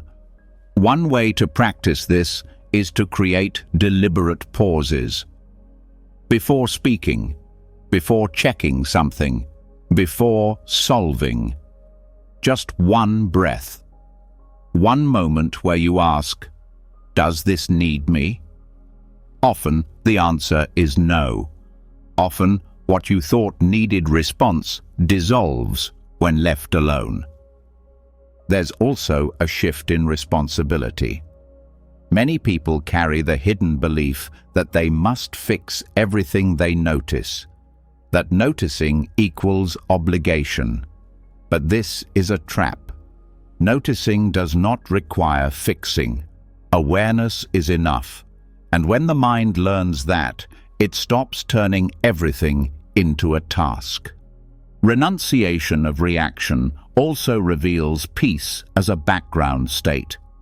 When you stop reacting, what's left is not emptiness, it's contentment, a quiet joy, a soft strength. Because the mind isn't being pulled, the emotions aren't being stirred, you are not spinning, you are resting in your own center. This practice doesn't require perfection. There will still be moments when you react out of habit. That's okay. Each time you notice it, you're already halfway back to presence. The point is not to never respond, but to choose your responses wisely, to stop letting the world decide how you feel and act, to reclaim your own rhythm. Renunciation also brings with it a deep kind of freedom. Not reacting means you are no longer bound to the behavior of others. You are no longer a puppet pulled by emotions, events, or expectations. You are rooted, not in resistance, but in stillness. And that stillness makes space for real insight, real compassion, and real peace. Let the world turn, let the thoughts rise, let the feelings pass. You are not required to attend to all of it. You are not the manager of the universe. You are a witness, and in witnessing without reacting, you dissolve the chaos. This is the peace that doesn't fade, the kind that stays even when life is loud, the kind that doesn't depend on silence outside, because it's rooted in silence within. You found it not by striving, but by not answering every knock at the door. Once the habit of reaction begins to fall away, a deeper truth reveals itself. Underneath the reflex to respond to every sound, thought, and feeling lives something even more persistent. The belief that peace only comes when life goes a certain way, that calm is earned through control, not the obvious kind of control, the loud dominance or perfectionism, but the quiet, daily effort to manage everything. The subtle tightening of plans, the mental rehearsing of conversations, the way attention scans constantly for what might go wrong. It all comes from the same root, a deep fear that without control, things will fall apart. But what if the need for control is the very thing causing the suffering? Control promises safety. It says, if you prepare enough, you won't be surprised. It whispers, if you manage everything well, you won't feel pain. This seems logical. The mind believes it, and so it tries harder, schedules more, plans every detail, corrects every mistake, fixes every feeling. But control is a contract with no satisfaction clause. It never feels complete. Because the future can't be controlled. People can't be managed like machines. Emotions don't move on command. And when life doesn't follow the script, the anxiety deepens, not just because things didn't go as planned, but because the plan was mistaken for safety. Buddhism sees this clearly. It teaches that control is a form of grasping, a tightness around life itself. And wherever there's grasping, there's suffering. Not because life is cruel, but because resistance to its flow always creates tension. The more control someone tries to impose, the more disconnected they become from reality. Life isn't a puzzle to be solved. It's a movement to be joined, a rhythm to dance with. And that dance begins when control ends. There's a difference between clarity and control. Clarity sees things as they are. It flows with change, adapts, listens. Control resists what is, demands what should be, and fears change. Clarity brings peace. Control brings pressure. And this pressure shows up in the body. The jaw clenches. The hands stay busy. The chest feels tight. The breath becomes shallow. All signs that the mind is trying to grip what it can never fully hold. The illusion of control is also tied to identity. Many people believe they are only as good as their ability to manage outcomes, to stay calm, to be productive, to meet expectations. But that identity is fragile. It breaks when plans fall apart. It crumbles under the weight of unexpected emotion. And so the anxiety grows, not from the event itself, but from the fear of no longer being who you thought you had to be. Letting go of control doesn't mean letting go of responsibility. It means releasing the illusion that everything depends on you. It means doing your part fully and then stepping back. Trusting the process. Trusting that not everything needs your constant supervision. Control says, it's all on me. Clarity says, I'll show up and let life move as it needs to. The mind resists this at first. It wants certainty. It wants insurance against the unknown. But the unknown is not the enemy. It's the space where life lives. Every joy, every discovery, every moment of peace you didn't plan, all came from the unknown. Control would have skipped them, but surrender receives them, not passively, but with full presence. One practice that helps loosen the grip of control is inquiry, gently asking, what am I trying to manage right now? What would happen if I let this be? Is this mine to carry? These questions don't dismiss responsibility. They reveal where control is being confused with care. You can care deeply and still let go. You can act with intention and still release the outcome. Another practice is softening the body. Control lives in tension, so releasing it starts with the muscles. Relax the shoulders, soften the belly, let the hands rest.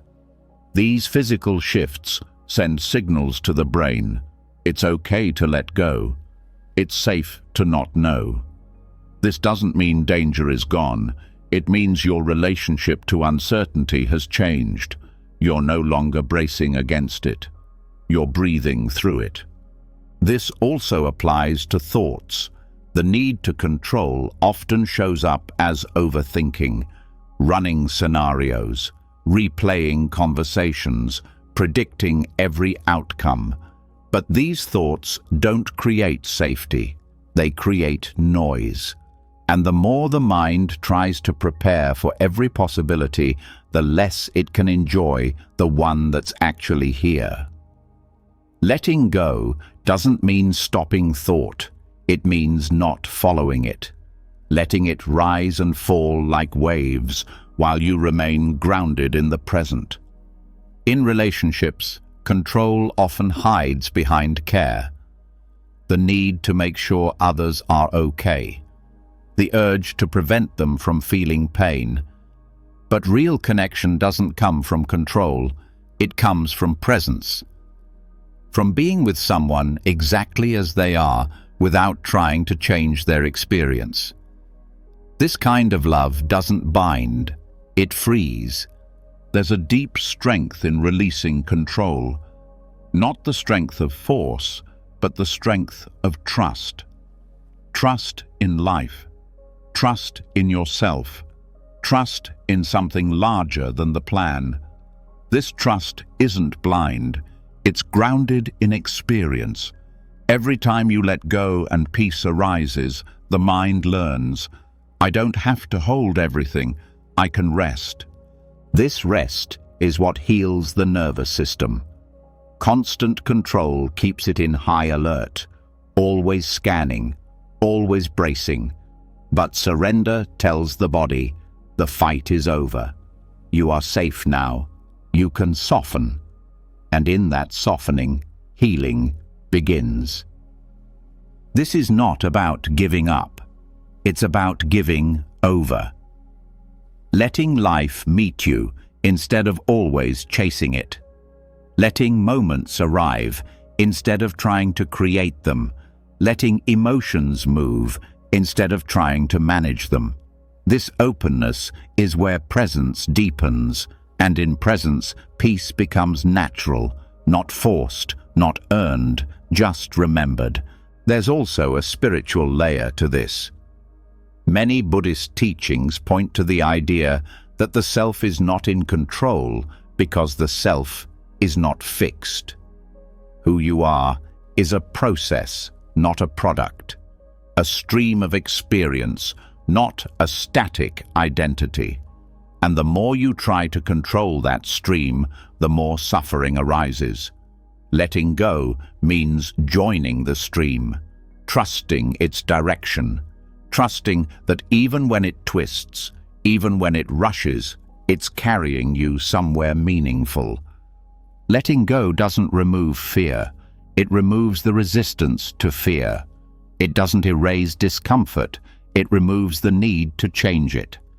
And in that, allowing fear and discomfort begin to soften on their own, because they are no longer being fed.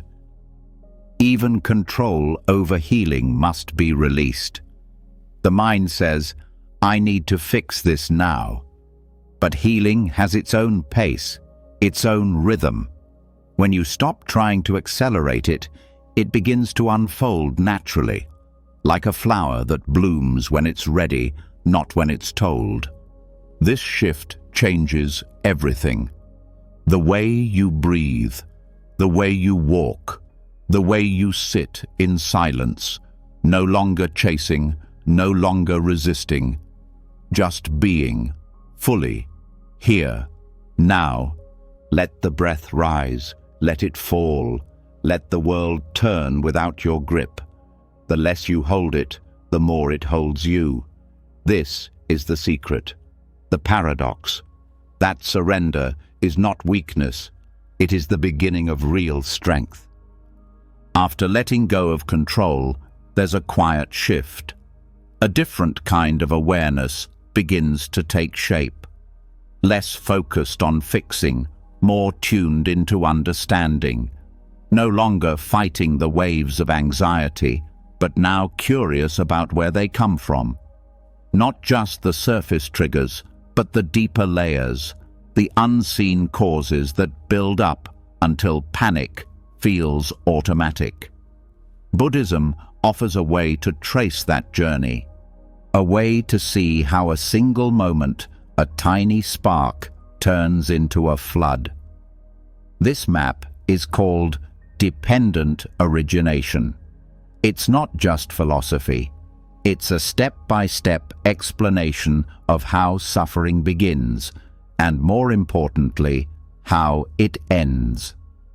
Dependent origination describes 12 links, 12 movements, each one naturally leading to the next.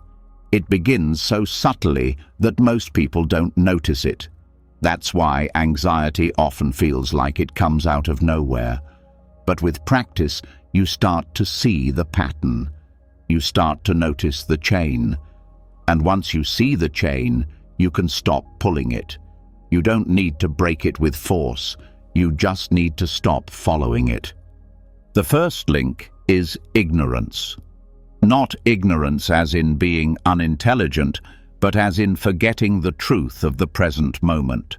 It's the moment when awareness dims, when attention leaves what's real and drifts into habit, assumption, or belief. This sets the entire chain into motion, because once awareness is lost, reaction takes over. Ignorance leads to mental formations. These are the conditioned reactions based on past experience. The thought patterns, emotional habits, and unconscious responses that play out when presence is lost. They shape perception before perception even happens. If the nervous system has been trained for fear, these formations will reflect that. They set the tone for what comes next. Next comes consciousness. Not general awareness, but a specific kind of awareness tied to these formations. It filters experience through old lenses. Everything now is colored by the past. This consciousness is narrow. It looks for what it expects to find. If fear was planted early, fear is now more likely to be seen. Following consciousness comes name and form, the building blocks of identity and the physical body. This is where experience starts to become personal. The mind begins to say, "This is me," and "This is happening to me." A sense of separation takes shape. The world feels solid, fixed. Experience stops being just sensation and starts being a story. That sense of self gives rise to the 6 sense bases: the eyes, ears, nose, tongue, body, and mind. These aren't just physical organs, but the entire system of receiving information. With these in place, the world floods in. Sensory input becomes constant. Every sight, sound, and thought has a doorway. From the senses arises contact, the meeting point between the sense organ, the object, and the awareness of it. It's the moment when experience is felt directly, the warmth of a touch, the sharpness of a word, the volume of a sound. Nothing is good or bad yet, it's just raw data. But this is where things begin to turn. Contact leads to feeling, pleasant, unpleasant, or neutral. This is the first spark of reaction, the moment something feels nice or not, the moment the body leans in or flinches away. It's still simple here, just a response. But if awareness isn't steady, this spark turns quickly into fire. The next link is craving. When something feels good, the mind wants more. When something feels bad, it wants it gone. Craving is not just desire, it's the compulsion to change the moment. It's the refusal to stay with what is. This is where the anxiety begins to grow, because now peace depends on getting or avoiding something, and that tension makes the present feel incomplete. Craving turns into clinging, not just wanting, but holding on, building identity around what is wanted. I need this. I must avoid that. This feeling means something about me. Clinging makes the moment personal. It creates pressure. The stakes get higher. Everything becomes a test, and the nervous system reacts. Clinging leads to becoming. The identity now hardens. The self feels defined by what it wants, what it fears, what it avoids. This is not just personality, it's the emotional atmosphere. The body contracts, the thoughts repeat. The future is imagined as something that must be shaped. Becoming is the momentum that carries anxiety forward, even when nothing is happening. Becoming leads to birth, not physical birth, but the birth of a specific self in the moment, the anxious self, the overwhelmed self, the one who feels the panic, the one who believes the thoughts. This birth feels real. It feels like me, and because it feels so real, it becomes the lens through which everything is seen. Finally, birth leads to aging and death. Again, not physical death, but the death of peace, the decay of presence. The cycle completes in suffering, in grief, in fear, in all the painful emotions that come when a moment becomes a threat and the self feels fragile. But here's the power of this teaching. Any link can be stopped. You don't need to go all the way through. You can notice the craving and pause. You can feel the contact and stay. You can witness the feeling without needing to react. The map shows not just the trap, but the exit. To use this in real time, practice noticing the moment a feeling arises. Don't label it as good or bad, just feel it. Then notice if craving follows.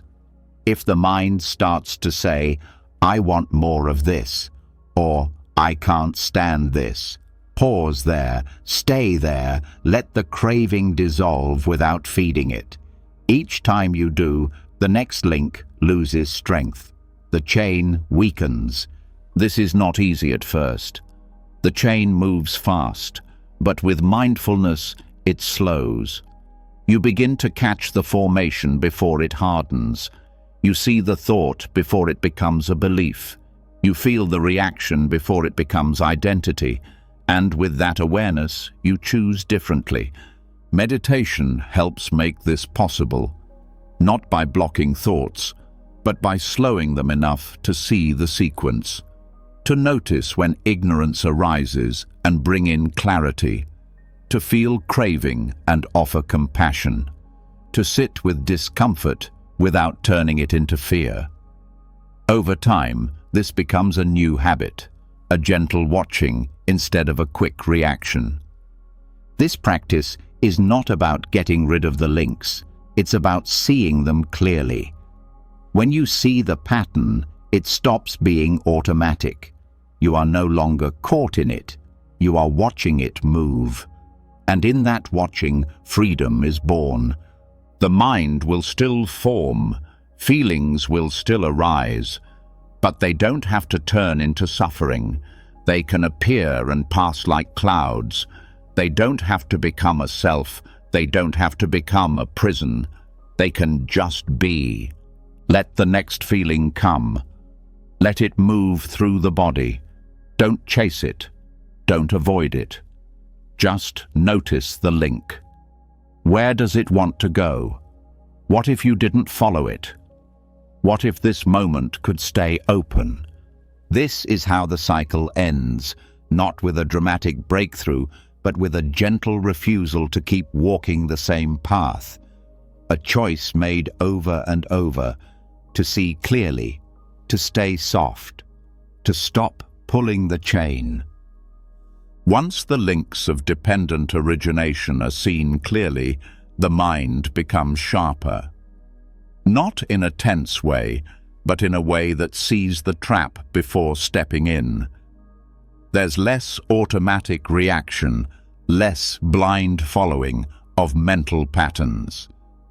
But even so, thoughts still arise, worries still form. Sometimes the spiral starts before awareness catches it. And that's when something else becomes essential. Not just insight, but interruption. Not in a forceful way, but like a gentle hand on the shoulder reminding you to return. In Buddhism, this is called the bell of mindfulness. A sound, a breath, a feeling that brings you back to now, back to the body, back to presence. These moments don't erase anxiety, they interrupt its momentum, and sometimes that's all it takes to stop the spiral from growing. Awareness anchors are simple. They are not tools that require effort. They are points of return, touchstones. Something that exists in the present moment that can pull attention away from the storm of thinking. It could be the sound of a bird outside, the weight of your feet on the floor, the rising of the belly with a breath. These things don't shout, they don't demand. But when you learn to notice them, they become lifelines. The problem with anxious thoughts isn't just their content, it's their rhythm. They move fast. One thought triggers another, then another, and within seconds, you're imagining worst-case scenarios, future disasters, things that haven't happened and may never happen. The thoughts build on each other because there's nothing breaking the chain. The momentum grows because there's nothing interrupting it. But a single moment of attention can stop it cold, not by solving the thought, but by stepping out of the loop entirely. The bell of returning isn't always a sound. Sometimes it's the texture of your clothing, the temperature of the air, the pause between words. It's anything real, immediate, and felt. These anchors ground the mind. They remind it that there is a body, that there is breath, that this moment exists, and it's not the one the thoughts are describing. The present is usually far less dramatic than the future the mind is racing toward. And that contrast wakes something up. There's a practice in Zen monasteries where a literal bell is rung at various points in the day. When it sounds, everyone stops. Whatever they're doing, whatever they're thinking, they pause, breathe, return. It's not a break from life, it's a return to it. The bell isn't the distraction, the thinking is. The bell is the reminder that you've wandered and that you can come back. You can create your own version of this. It might be a phone chime set to ring every few hours. It might be a word you whisper when your mind starts to spin. It might be placing your hand over your heart and feeling its warmth. The technique doesn't matter. What matters is that it's real, that it breaks the trance of thought, that it says to your system, we're back, we're here, we're safe. When this becomes a habit, everything changes. Anxiety doesn't disappear overnight, but its power fades, because now there's another voice in the room, one that doesn't argue or resist, one that simply points to now.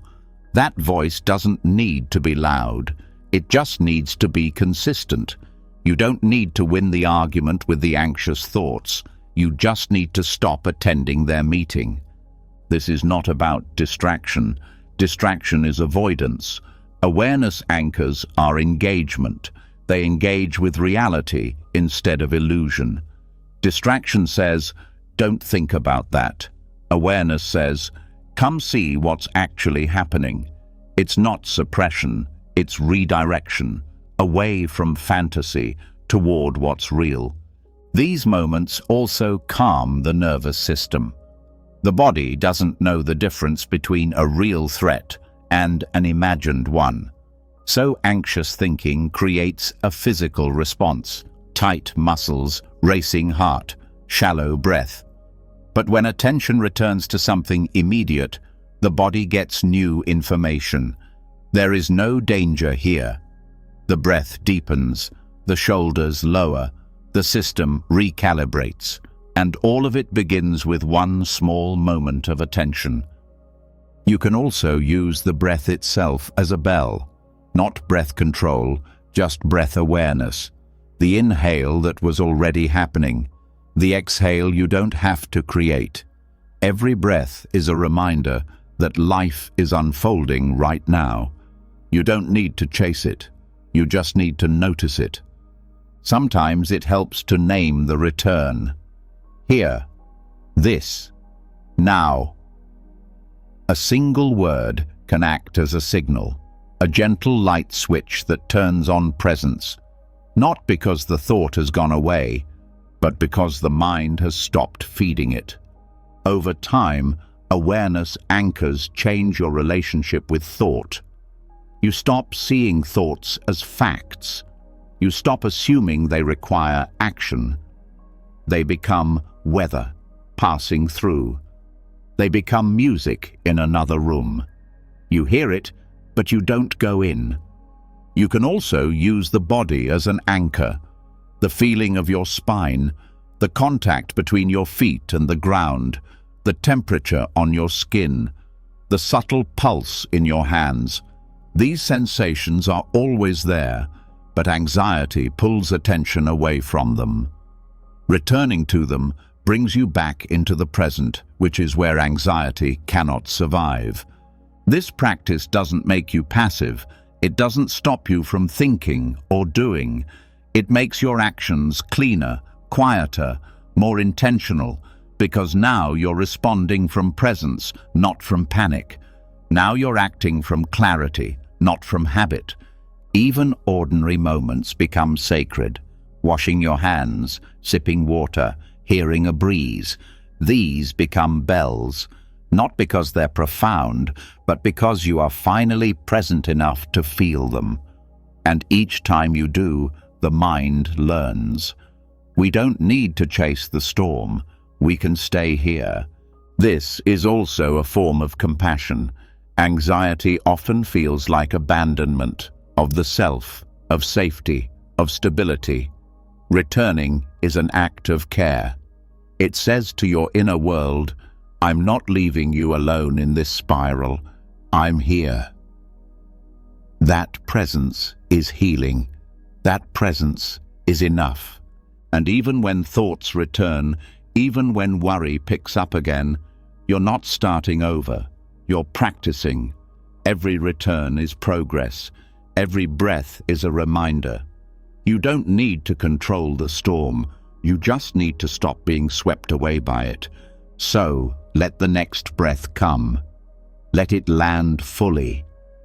Let your attention follow it down into the body. Feel the weight of where you sit or lie. Feel the texture of now. Let this be your bell, the one that says, we are no longer lost, we are home. Once the bell of returning brings the mind back to the breath, to the body, to the texture of now, there's a kind of freshness that appears. The air feels different. Thoughts lose their urgency.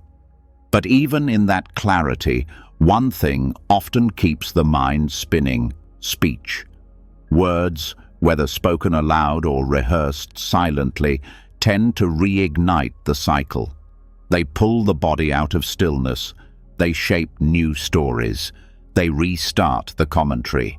And without realizing it, even a simple sentence can spiral the mind right back into anxious thinking. This is why Buddhism teaches the practice of noble silence, not just to be quiet, but to detox the inner chatter that drives suffering. Because when the mouth stops moving, the mind begins to slow, and that slowing changes everything. Silence is more than the absence of sound. It is the absence of compulsion. Most people don't realize how much energy is spent in speaking, explaining, justifying, reacting, filling empty space. It seems harmless, but every word is a thread, and enough threads woven quickly can become a web, a trap, something too dense for the mind to breathe in. Speech can be honest, useful, beautiful, but when it's constant, it becomes a mirror of internal chaos. That's why noble silence is not about suppression.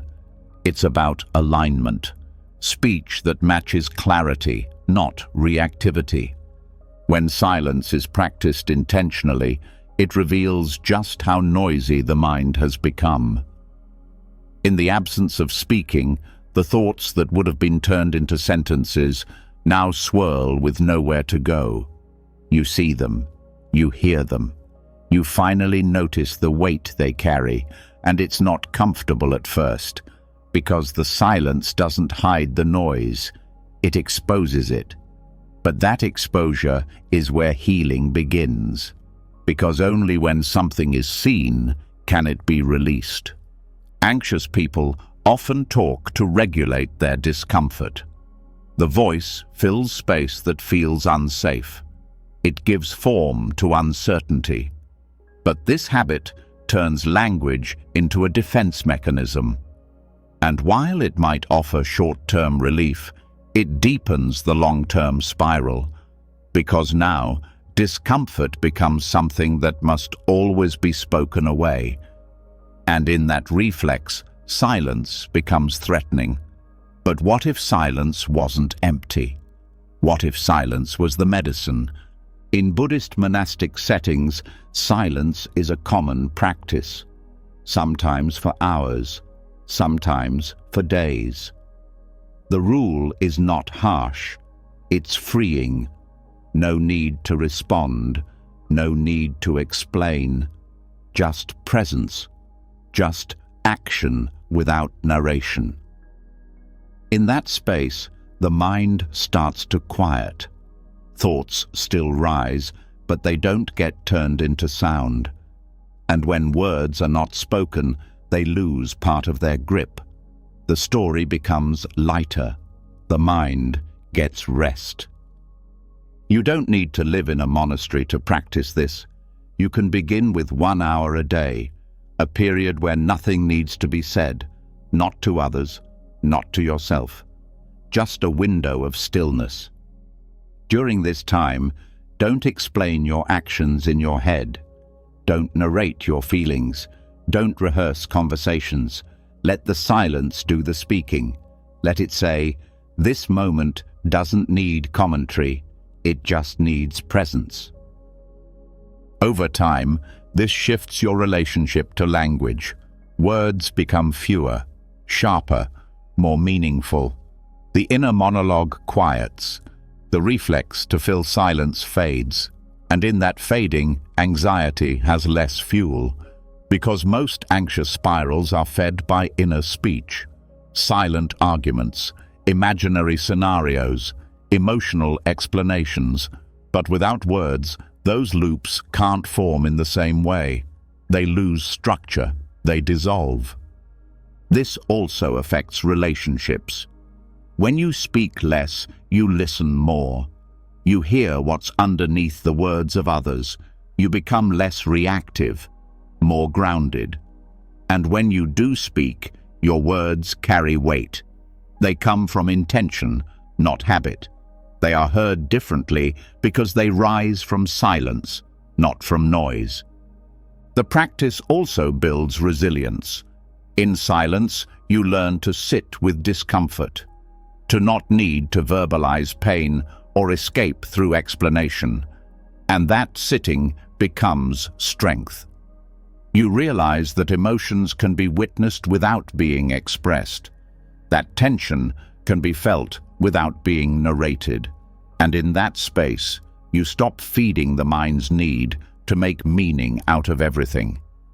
This doesn't mean silence is always better. It means silence should be part of the rhythm, a reset, a pause, a clearing. Without it, words become clutter. With it, words become sacred. When you speak after silence, you do so with awareness. You ask, is this useful? Is this kind? Is this necessary? And those questions purify language. They turn speech into practice. Even in solitude, noble silence changes how you treat yourself. You stop judging out loud in your mind. You stop rehearsing identity. You stop narrating your worth. And that lack of narration becomes liberation. You no longer need to be anyone in your head. You no longer need to prove anything through internal dialogue. You just are. And that being is enough. One simple practice is to go through daily tasks without thinking in words. Wash the dishes, fold clothes, walk slowly. But don't describe it to yourself. Just feel it. Just move. Just breathe. Let the moment be silent. Let it speak without language. And notice what shifts. Notice how much softer the world becomes when the mind stops trying to name it all. Another practice is writing down every thought you feel the urge to say. Not as a performance, but as release. When you read them later, you'll notice how much of it wasn't needed. How much of it was just habit. And with that awareness, the next time those thoughts rise, you'll feel less pressure to give them voice. You'll know they're just passing weather. Noble silence is not isolation. It's not avoidance. It's intimacy. It's a deeper closeness with what is. Because when the mind stops talking, the world speaks louder. The wind, the breath, the stillness, all of it becomes louder than the fear ever was. And that's the paradox. The less you say, the more you hear. The less you narrate, the more you feel. The less you explain, the more you understand. This is not about being silent forever. It's about knowing silence deeply enough to choose when to speak. Knowing presence fully enough to return when words become too much. And knowing peace intimately enough to stop searching for it in sentences. Let the next breath come quietly. Let the space around you widen. Let this silence be alive. Let it hold you. There is nothing to fix, nothing to say. This moment does not need your commentary. It only needs your presence. When the voice within falls quiet and silence is no longer something to fear, what rises in the stillness isn't always peace. Sometimes it's an old visitor, an ache in the chest, a wave in the stomach, a tightening behind the eyes. Anxiety doesn't always shout. Sometimes it shows up like an unwelcome knock on the door, just when you thought everything had settled. And the first reflex is usually the same. Resist it, suppress it, fix it, run. But there's another way. One that doesn't fight the feeling, but receives it. One that doesn't ask, how do I get rid of this? But instead whispers, what if I could let this be here too? This way is taught through ancient Buddhist and Sufi wisdom, and it changes the entire relationship with discomfort. It teaches that the mind is not a battlefield, it's a guest house. In the poem by Rumi, The idea is simple but powerful. Every emotion is a visitor. Joy, sorrow, fear, jealousy, they come, they stay, and they go. None of them are permanent. None of them own the house. They just pass through. And when this understanding settles into the nervous system, anxiety loses its sharpness. Not because it's gone, but because it's no longer mistaken for a threat. It's just another guest. Most people treat anxiety as something wrong, as something that shouldn't be happening. But what if it's just a message? What if it's the mind's way of telling you that something needs attention, not solving, not fixing, just witnessing? When anxiety is greeted rather than battled, it softens. Because the fight is what makes it grow. The rejection is what gives it energy. Without that resistance, it has nothing to push against. Hosting doesn't mean indulging.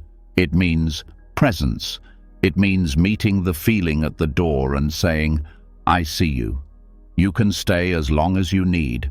I won't push you away, and I won't build my life around you." This balance is delicate but powerful.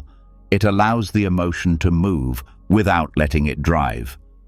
Buddhism calls this equanimity, the ability to hold all experiences with evenness of heart. Not flatness, not apathy, but an open-armed steadiness. When equanimity grows, the mind becomes more spacious. Thoughts and emotions can come and go like weather through a wide sky. Anxiety might still arrive, but it doesn't get stuck. It doesn't take over the whole sky. It's allowed, but not obeyed. This practice begins with awareness, noticing when anxiety is present without immediately reacting to it, feeling it in the body, naming it softly. This is anxiety. That simple naming creates a pause, a space between the feeling and the identification. And in that space, you're free. Free to observe, free to breathe, free to choose how to respond or whether to respond at all. The mind is used to attaching identity to emotion.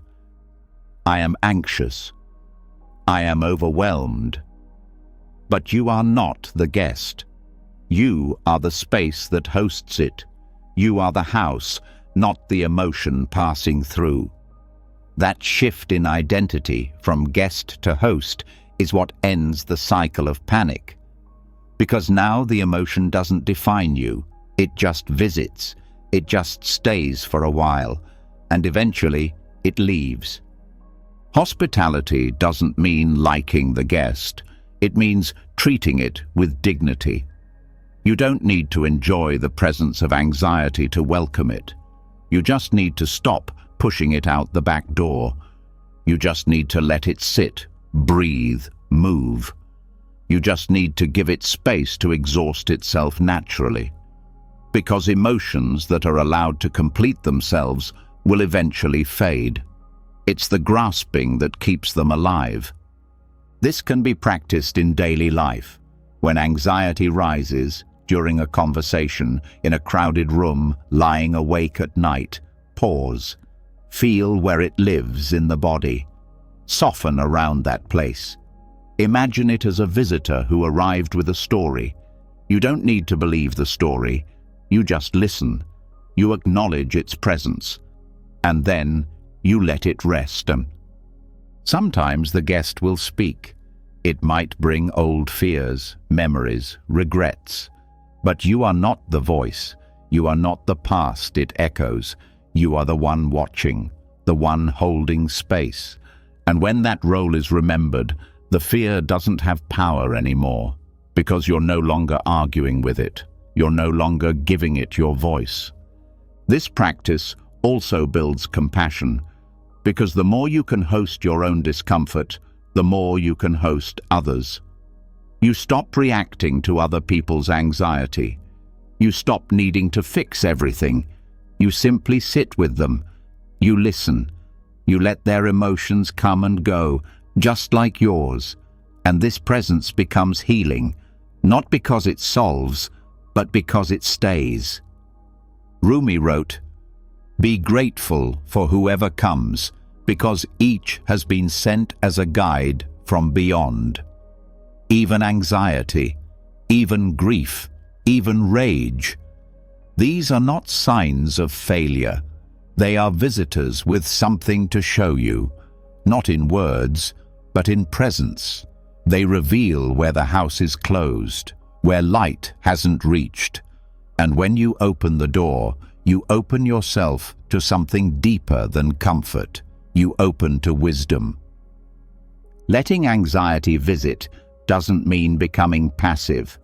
It means no longer confusing the emotion with reality. It means allowing feelings to flow through without assigning them the final word. Anxiety might say, "This is dangerous," and you can say, "Thank you, but I'll decide what's true."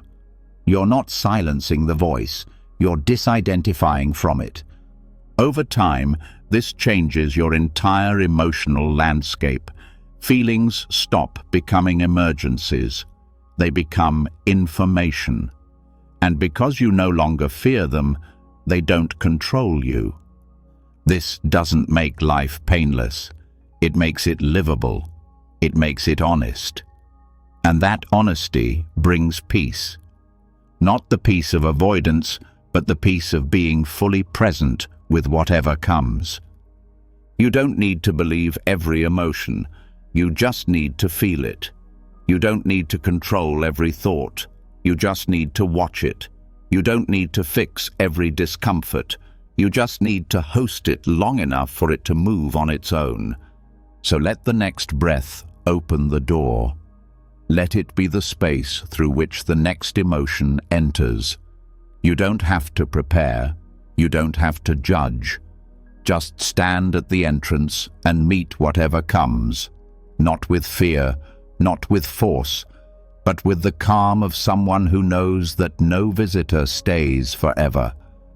Once the mind learns to host anxiety without clinging, something unexpected becomes clear. The guest never came alone. It brought bags, heavy, layered, sometimes invisible. Stories stacked on stories, judgments built on guesses, conclusions made before facts. And suddenly, the weight in the chest, the racing thoughts, the tightening in the belly, it all begins to feel less like a raw experience and more like a structure, something built, something crafted, not consciously, not maliciously, but habitually. This is what Buddhist philosophy calls fabrication, or sankhara, the process of layering thoughts, assumptions, and interpretations over raw experience until the original moment is buried beneath mental construction. It's how panic forms out of thin air, and once this process is seen clearly, the mind begins to let go, not just of anxiety, but of the architecture that holds it up. Fabrication begins in innocence. A thought appears, a simple one. Maybe it's a sound, a memory, or a question. At first, it's just a flicker, but the mind doesn't let it stay small. It adds to it. What does this mean? What will happen next? Why now? What does this say about me? Each thought spawns another. Each one piles onto the last. And soon, the mind isn't feeling a moment. It's drowning in the idea of it. The original spark is gone. What's left is the fire built from it. This layering happens fast. A sensation is felt in the chest. The mind names it, anxiety. Then it judges it. This is bad. Then it projects. This could get worse. Then it personalizes. I shouldn't feel this way. Then it predicts. Something terrible is about to happen. None of these thoughts are the truth. They're interpretations, assumptions, constructions, but the body reacts to them as if they were real. The muscles tighten, the breath shortens, the loop begins. The tragedy of fabrication is that it convinces you that the fear is coming from outside. But the storm is being built internally, one brick at a time. And the most powerful part of the teaching is this: what is built can be unbuilt. What is layered can be peeled away. The panic is not a permanent part of you. It is a structure resting on assumptions, and those assumptions can be questioned. The first step is recognizing the difference between sensation and story. A feeling is just that, a sensation in the body. Warmth, tightness, fluttering. It's real, but it's not dangerous. It's not a problem to solve. It's just something to feel. The moment the mind adds a story, this means something is wrong, this has to be stopped, it's no longer pure. It's been covered, and that covering becomes the anxiety. To unmask fabrication, the mind must slow down. Not stop, just slow. Like watching a replay in slow motion. You feel the tightness, and before the thoughts can rush in, you pause. You ask, what did I just add? Did I name this? Did I resist it? Did I assume something about it? And with each answer, a layer peels back. Sometimes the fabrication is subtle. You don't even realize you're doing it. You think you're just being careful, just planning, just understanding. But what you're really doing is building, shaping a reality in your head that has nothing to do with what's actually happening. And that's why it feels so heavy. You're not carrying a moment. You're carrying a mental sculpture of the moment, and it weighs far more. This is where meditation becomes not just useful, but necessary, because only in stillness can these layers be seen clearly. When you sit and do nothing, the constructions start to rise. Thoughts build themselves, emotions swirl. But you're watching now. You're not climbing inside the structure. You're outside, seeing how it forms, and that witnessing is what breaks the spell. The goal isn't to stop building, it's to stop mistaking the building for truth. You'll always have thoughts. That's not the issue. The issue is believing them without question, letting them define the moment, letting them decide what is real. When you stop doing that, the whole thing begins to crumble. There's a teaching in Buddhism that says all suffering is born from attachment to what is fabricated, not from what is, but from what the mind adds. That's why so much relief comes not from changing your life, but from seeing clearly, from realizing that most of what feels unbearable isn't what's happening, it's what's being layered on top. This also creates compassion. When you realize how much of your own fear is self-constructed, you stop blaming others for theirs. You understand that everyone is carrying a mind full of stories, and you begin to meet those stories with gentleness, not judgment. In daily life, this shows up in the small moments. A comment from someone, a silence in a room, a strange feeling in the body. The mind leaps to explain it, to label it. But what if you didn't? What if you just let it be raw, let it pass through without naming it? That's the undoing, not inaction, but non-construction. Fabrication can also come from memory. The mind pulls something from the past and replays it, not as it happened, but as it's imagined now. And then it builds a future from that memory, a future that doesn't exist, based on a past that's been edited. It feels real, but it's a movie, and you can step out of the screen. One method to unmask fabrication is noting. When a thought arises, label it. Planning, remembering, judging, imagining. Don't analyze it, just name it and let it go. This strips the thought of its disguise.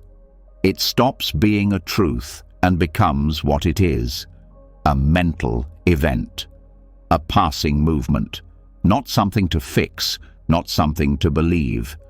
The body can also reveal when fabrication is happening. Tension is often a sign. When the shoulders rise, when the breath shortens, it's a signal. Something has been added. Return to the body. Return to sensation. Don't follow the thought.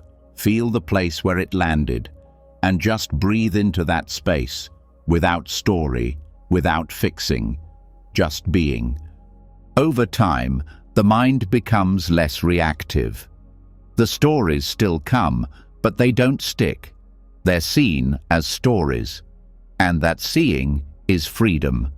Because now, even when anxiety rises, it's not panic, it's presence. You're with it. You're not building on it. You're not turning it into something bigger. You're just letting it move. Let the next breath be simple. Let it rise without needing to mean anything. Let it fall without needing to fix anything. This breath doesn't need a name. It doesn't need a story. It just is. Like the moment. Like the feeling. Like you. Once the illusion of panic is revealed to be a construction, built layer by layer through mental fabrication, there comes a deeper realization. Some of those layers were never yours to begin with. Some of those fears didn't start in your body. They didn't start with your story. They were given to you, passed down quietly, lived out loud by those who came before.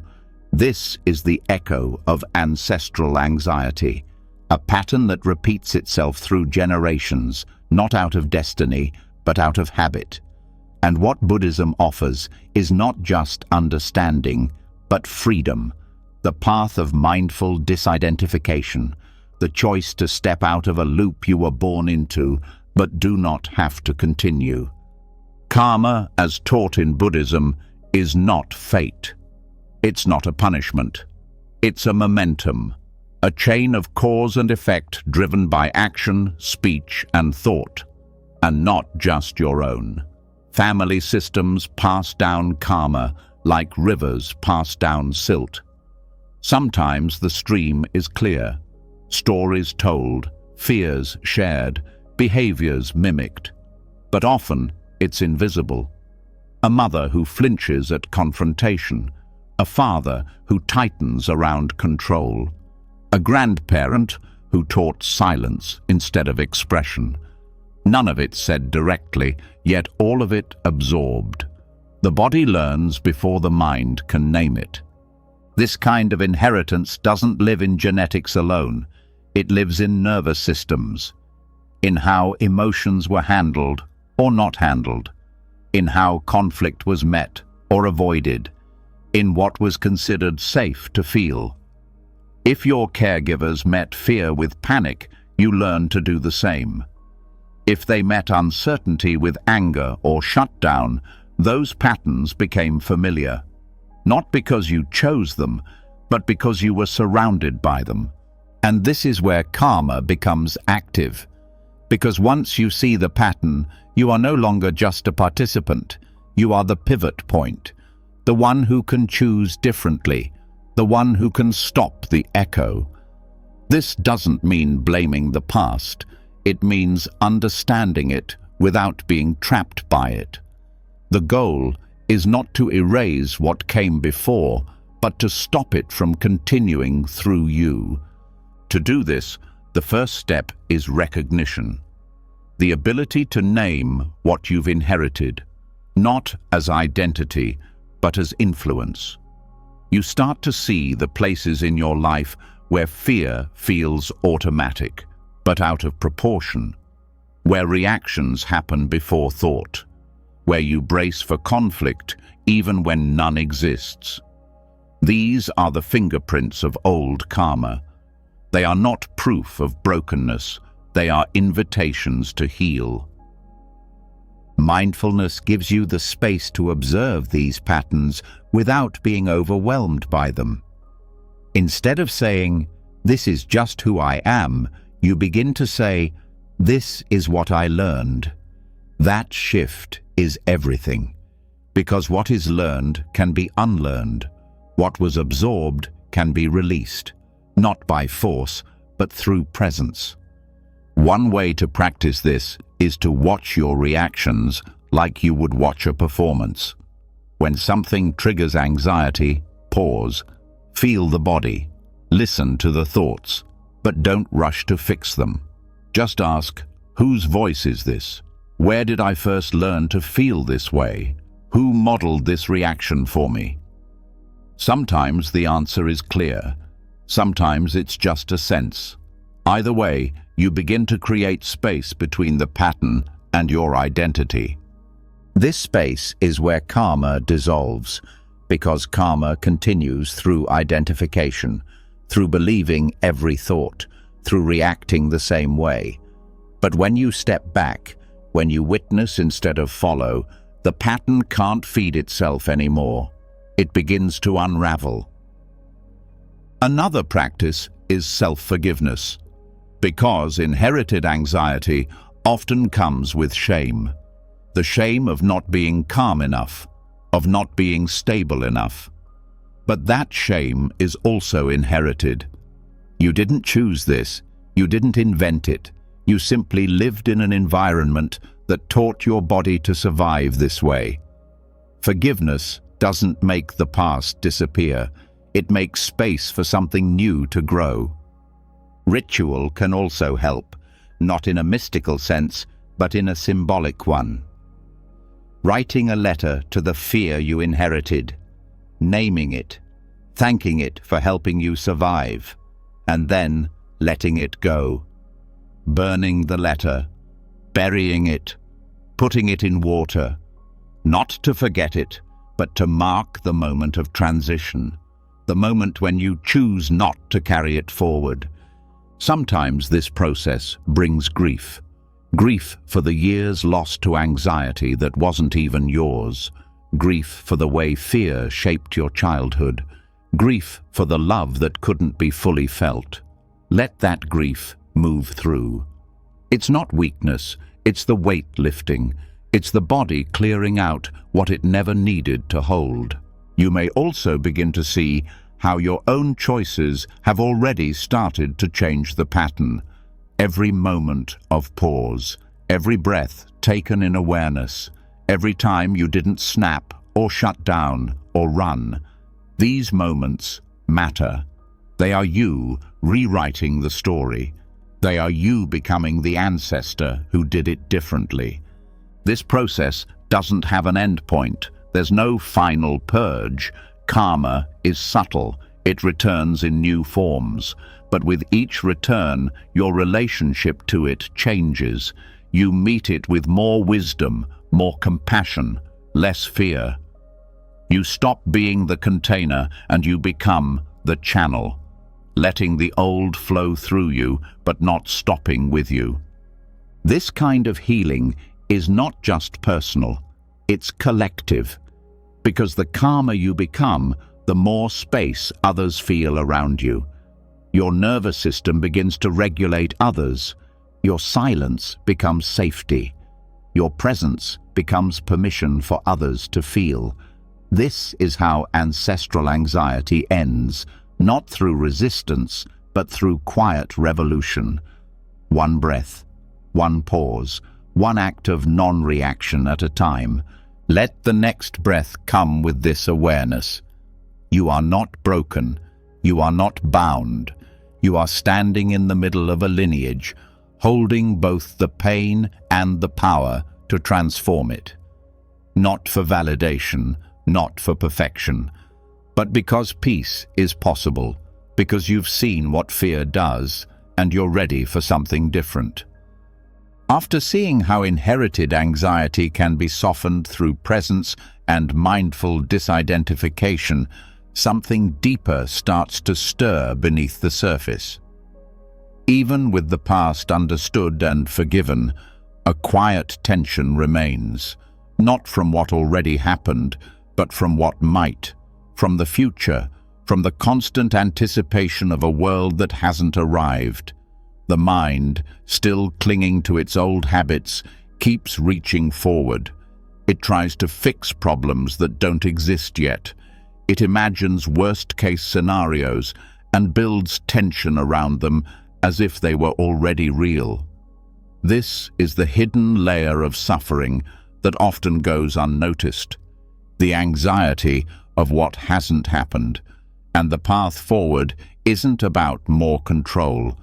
It's about a strange but liberating act, forgiving the future. This sounds strange at first. How do you forgive something that hasn't occurred? But when you look closer, the logic begins to dissolve and something wiser steps in. Because the future already takes up space in your body. It lives in your shoulders, your breath, your racing heart. It presses into the present through thought and worry and unfinished scenarios. The mind thinks it's preparing, but what it's really doing is punishing itself for something that hasn't happened. It holds itself hostage, rehearsing fear. And in Buddhist teaching, this is exactly where the root of suffering lies, not in pain itself, but in the fear of pain, not in the event, but in the preemptive resistance. To forgive the future means to stop holding it responsible for your current tension. It means releasing the tight grip on outcomes, results, performances, and possibilities. The mind clings to the idea that if it just plans well enough, nothing bad will happen. But that planning in excess becomes torment. It builds a story of danger where there is only space. Forgiveness, in this sense, is not a moral action. It's a healing one. It's saying, I release you, future, from the burden of needing to go perfectly. I release you from the need to protect me from every discomfort. I release you from the weight of my peace. The present becomes heavy when the future is feared. Every moment gets filtered through a question mark. Will this lead to something bad? Am I doing enough now to prevent pain later? This tightrope of anticipation drains energy and often leads to nothing useful. The truth is, most of the things we worry about never arrive. And when they do, they often look different than expected. But the cost of that constant worry is real. It erodes peace. It distracts from beauty. It turns rest into restlessness. Forgiving the future brings you back. It pulls the mind out of tomorrow and into the body that's breathing right now. It says, this is enough. Not because the future is safe, but because safety was never the requirement. Presence was, surrender was, and forgiveness becomes the doorway. One of the deepest teachings in Buddhism is that suffering arises from craving and aversion, wanting things to go a certain way, or desperately trying to prevent what we don't want. The future becomes the canvas on which these cravings are projected, and every projection, every imagined disaster, is another thread tying your energy to a time that doesn't exist. This is why letting go of the future doesn't mean being irresponsible. It means being free.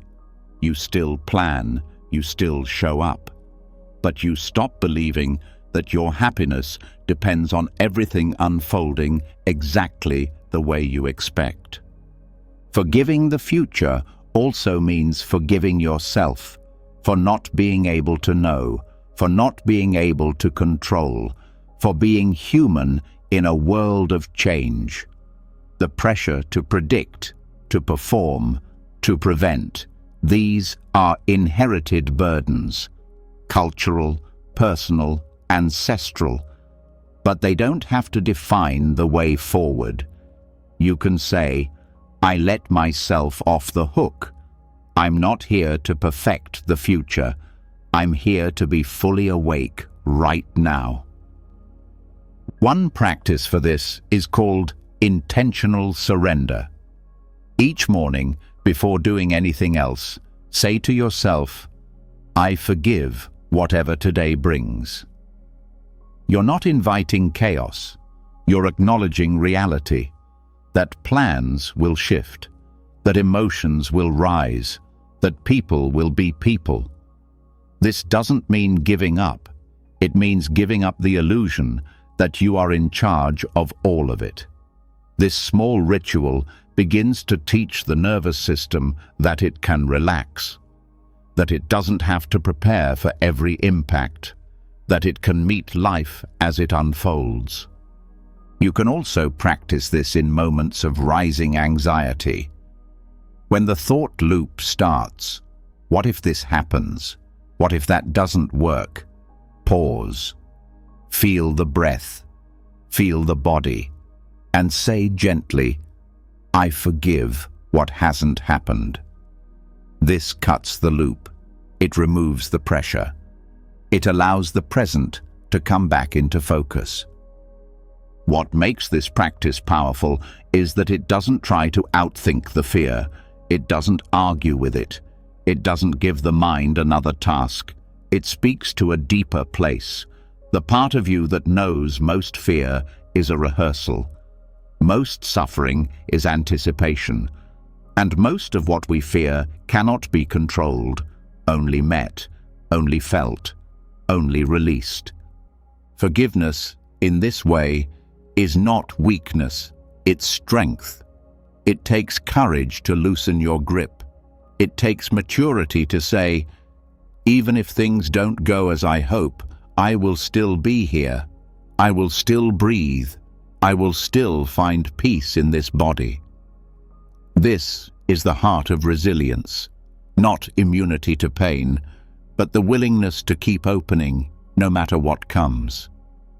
This approach also transforms how we relate to others.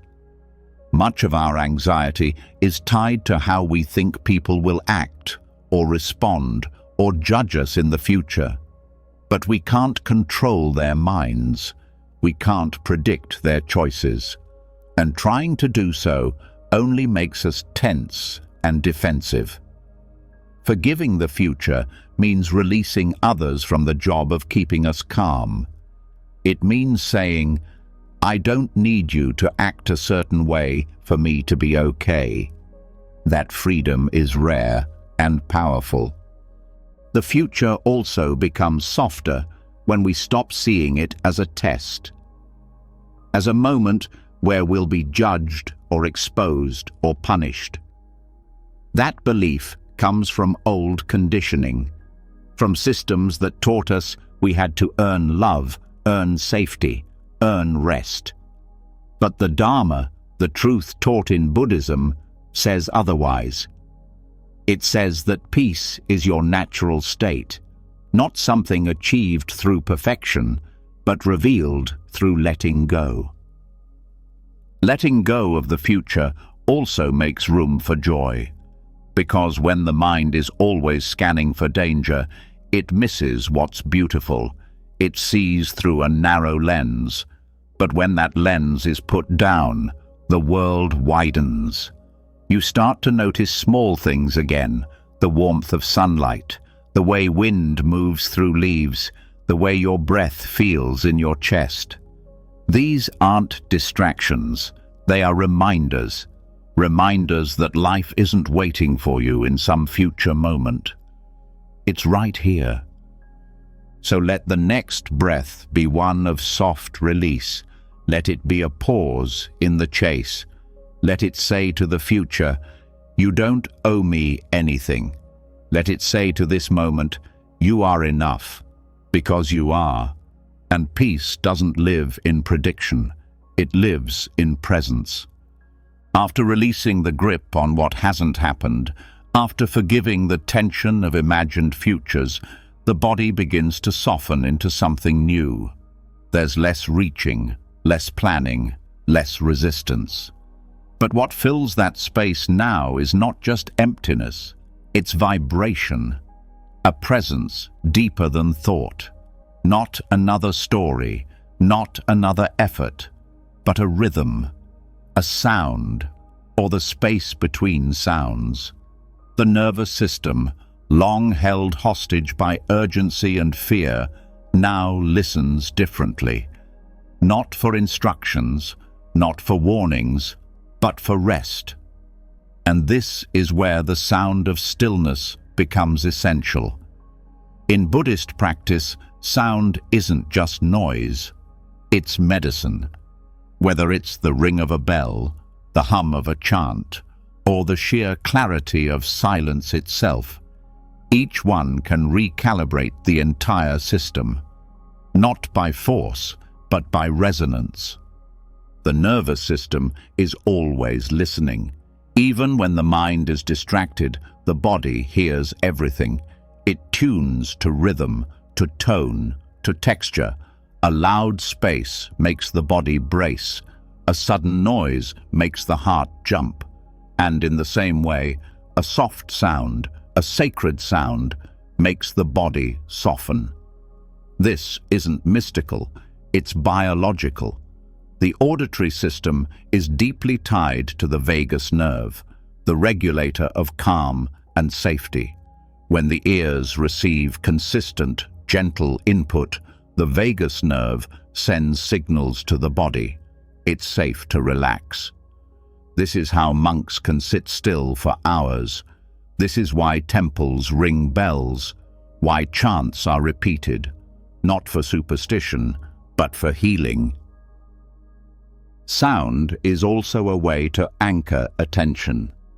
When thoughts are chaotic, the breath might feel too subtle to hold. But sound cuts through. A bell, a chant, a tone. Each one becomes a thread the mind can follow back to presence. It's simple. It's physical. It doesn't require belief. It just requires listening. Chanting is one of the oldest practices for this. The repetition of syllables like Om or Namo or Amitabha is not just about meaning, it's about frequency. The vibration moves through the chest, the throat, the skull. It organizes internal rhythms, slows the breath, regulates the heartbeat, and more than anything, it overrides mental noise. You can't chant and worry at the same time. The sound takes over. The vibration becomes the focus, and slowly the spiral dissolves. Even simple humming can be powerful. It engages the vocal cords and resonates through the chest. It activates calm without needing words, just a low, steady tone. It becomes a lullaby for the nervous system. A way of saying, you can rest now. You are here. There is nothing to fix. Bells are another sacred tool. In monasteries, they are used not just to signal time, but to mark return. Every time the bell rings, the mind is invited home, not with urgency, but with clarity. The sound cuts through thought. It stops the drift. It reminds the practitioner, this moment is enough. Some bells are high and bright, others deep and long. The sound isn't the point. It's what the sound does. It opens space. Silence, too, is a kind of sound. Not the absence of noise, but the presence of stillness. The kind of quiet that hums, that wraps around the body like a soft blanket. Many people are afraid of silence because it makes inner noise louder. But that's the medicine. In silence, what's hidden rises, and when it rises, it can be met, not solved, just heard. This is why periods of silence are built into Buddhist retreats. Not to create discipline, but to create space. Space where the nervous system can find its rhythm again. Space where the mind no longer needs to chase. The silence doesn't demand anything, it just holds. And in that holding, the body resets. You don't need a temple to experience this. You can create sonic stillness in daily life. A few minutes of humming before sleep. A bell chime on your phone that rings once an hour just to bring you back. A playlist of soft chants or nature sounds while you breathe. Or even just sitting quietly and noticing the sounds around you. Cars in the distance, birds, wind, your own breath. Not to judge them, just to listen. Listening is an underrated form of meditation. When you stop trying to control the environment and just receive it, something shifts. The world becomes more textured. The mind becomes more grounded. The sound becomes a teacher, a mirror, a home. Sound can also be used as a transition, from thought into presence, from stress into rest, from day into night. Lighting a candle and ringing a bell at the end of the day is not ritual, it's recalibration. A way to signal the nervous system, the work is done. You can return now. This is especially helpful for sleep. Many people carry anxiety into the night. Thoughts repeat. The body won't settle. But the use of steady, soft sound, like Tibetan singing bowls, low chants, or white noise, can guide the system down. Not through suppression, but through resonance, through tuning the inner world to something slower, deeper, kinder. Sound also helps release stuck energy. Emotions that couldn't be spoken often stay lodged in the body. Vocal practices like toning, humming, or even singing can help move them, not through performance, but through vibration. The body doesn't need you to explain the pain, it needs you to vibrate it out, to give it rhythm, to let it move. This is why group chanting is so powerful. In a room full of people humming the same sound, the individual dissolves into something shared. The boundary between self and other fades. The vibration fills the space. And the nervous system, so often isolated, remembers connection. This is not performance. This is presence in unison. You can also find stillness in natural sound. The rustle of leaves, the crackle of a fire, the waves on the shore. These sounds require no effort. They ask nothing of you. They exist without your control. And in listening, you begin to match them. You begin to slow. You begin to breathe with the world. The power of sonic stillness isn't in its volume, it's in its truth. It doesn't argue with thought. It doesn't compete. It just invites. And when the invitation is accepted, the mind becomes quiet, not forced, but soothed. The nervous system doesn't need orders. It needs rhythm. It needs space. It needs kindness in frequency form. Let the next sound you hear be enough. Don't analyze it. Don't name it. Just let it land. Let it carry you back. Let it echo through the body like a reminder. This is now. This is safe. This is home. Once the nervous system has been touched by stillness through sound, silence, rhythm, there comes a moment where the next step isn't doing more, it's doing less, or rather, stopping completely. Because even the softest practices, the kindest techniques, the most peaceful chants can quietly become part of the same old pattern. The chase, the subtle pressure to feel better, the invisible urge to fix something, even the intention to relax can carry the flavor of striving. And here lies the most paradoxical and transformative part of the journey: the discovery that peace is not found by seeking it. It's found by stopping the search altogether, the non-practice, the radical decision to no longer pursue peace, but to rest in what is already here. This might sound strange, especially after so many steps of mindful practice, breathwork, observation, sound, and silence. But there comes a threshold where technique becomes tension, where the effort to be calm becomes the reason calm stays just out of reach. This doesn't mean the practices were wrong. It means they've done their job. They've led you to the edge. And now the edge invites you to drop even the method, to stop polishing the mirror and simply see what's in it. The truth is, the desire to feel better can quietly turn into a form of self-rejection. The moment we say, "I need to relax," we imply something's wrong. The moment we reach for peace, we confirm its absence. And in that subtle confirmation, we build more distance, more effort, more anxiety. This is what Buddhist teachers mean when they say the path must be dropped, not discarded, but released, like letting go of a boat once you've crossed the river. You needed it. But now it's time to walk. Non-practice doesn't mean apathy. It doesn't mean spacing out. It's not numbness or laziness or avoidance. It's a different kind of presence.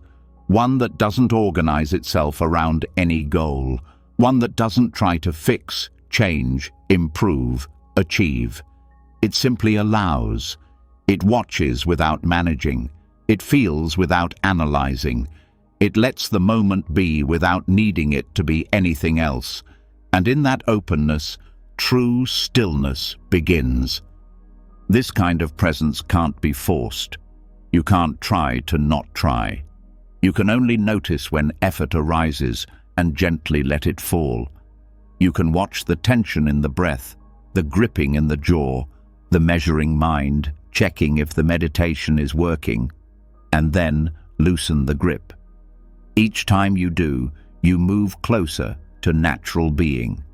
In this space, even the observer dissolves, not in a dramatic way, but like fog burning off in sunlight. There's no longer a need to witness every thought, no longer a need to track awareness. You are simply here, like the sky, not needing to comment on every cloud that passes, just resting in its own openness. This doesn't happen because you figured something out. It happens because the system finally trusts that it doesn't need to do anything. The habit of striving unwinds, the inner push softens, and what's left is something ancient, something simple, something completely untouched by anxiety. Presence without agenda. It helps to think of non-practice as allowing gravity to do its job. You don't have to hold yourself up. You don't have to manage your inner world. You can settle. You can fall inward. You can let your awareness land without steering it. Just as the breath breathes itself, presence lives itself. It doesn't need to be directed. It just is. Sometimes people fear that if they stop trying, they'll collapse. That if they stop striving, nothing will happen. But this fear comes from a mind that's been trained to chase. In truth, when effort stops, clarity begins. Not in the way the mind imagines, but in a more subtle, more honest way. There's nothing to prove, nothing to solve. You're not meditating anymore. You're not practicing. You're just being. And that being is enough. This kind of stillness can't be measured. You can't evaluate it. You can't describe it accurately. It's not calm like a frozen lake. It's calm like open space. Everything moves through it, but it doesn't move with anything. It holds the whole show without being caught in any scene. Letting go of practice doesn't mean forgetting what you've learned. It means trusting that what you've learned has become part of you. The breath awareness, the observation, the compassion, none of that disappears. It just stops being effortful. It stops being something you do. It becomes what you are. This non-practice can happen anywhere. Sitting, walking, standing in line. You don't need a special space or special time. You just stop reaching. You stop shaping the moment. You stop adjusting the self. And what remains is presence in its rawest form. Unfiltered, unmanaged, alive. This state is sometimes called just sitting in Zen. Shikantaza. Not sitting to meditate, not sitting to improve, just sitting, letting everything be as it is. No special breathing, no technique. Just the act of not trying to become anything. It's deceptively simple and deeply transformative. Even in difficult emotions, this approach changes everything. When sadness rises, you don't fix it.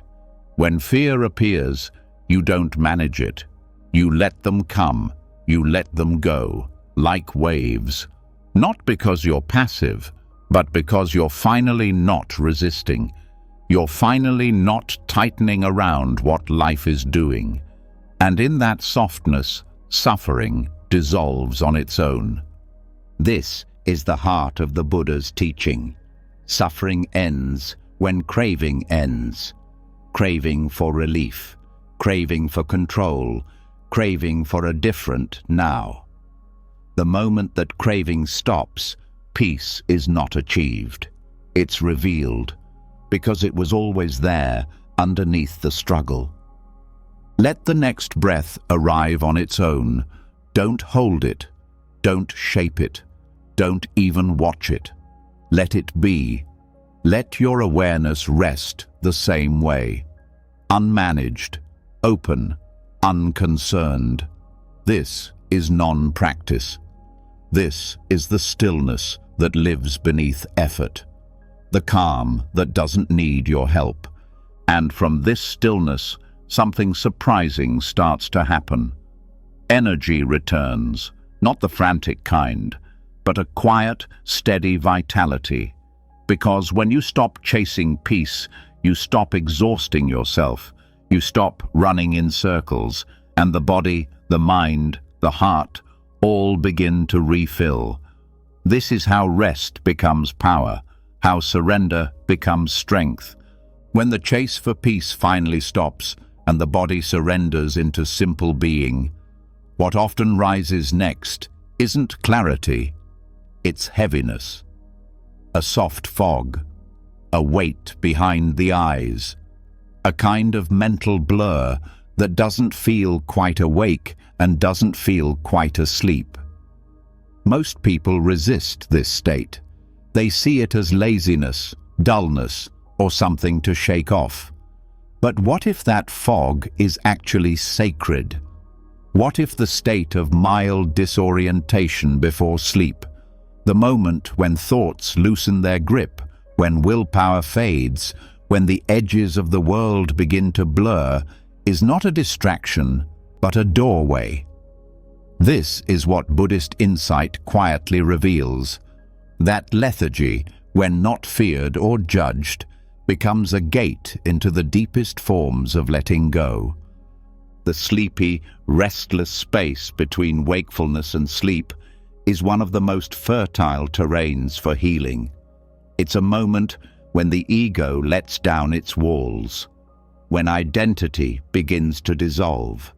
when the part of the mind that manages everything, the planner, the protector, the judge, goes quiet.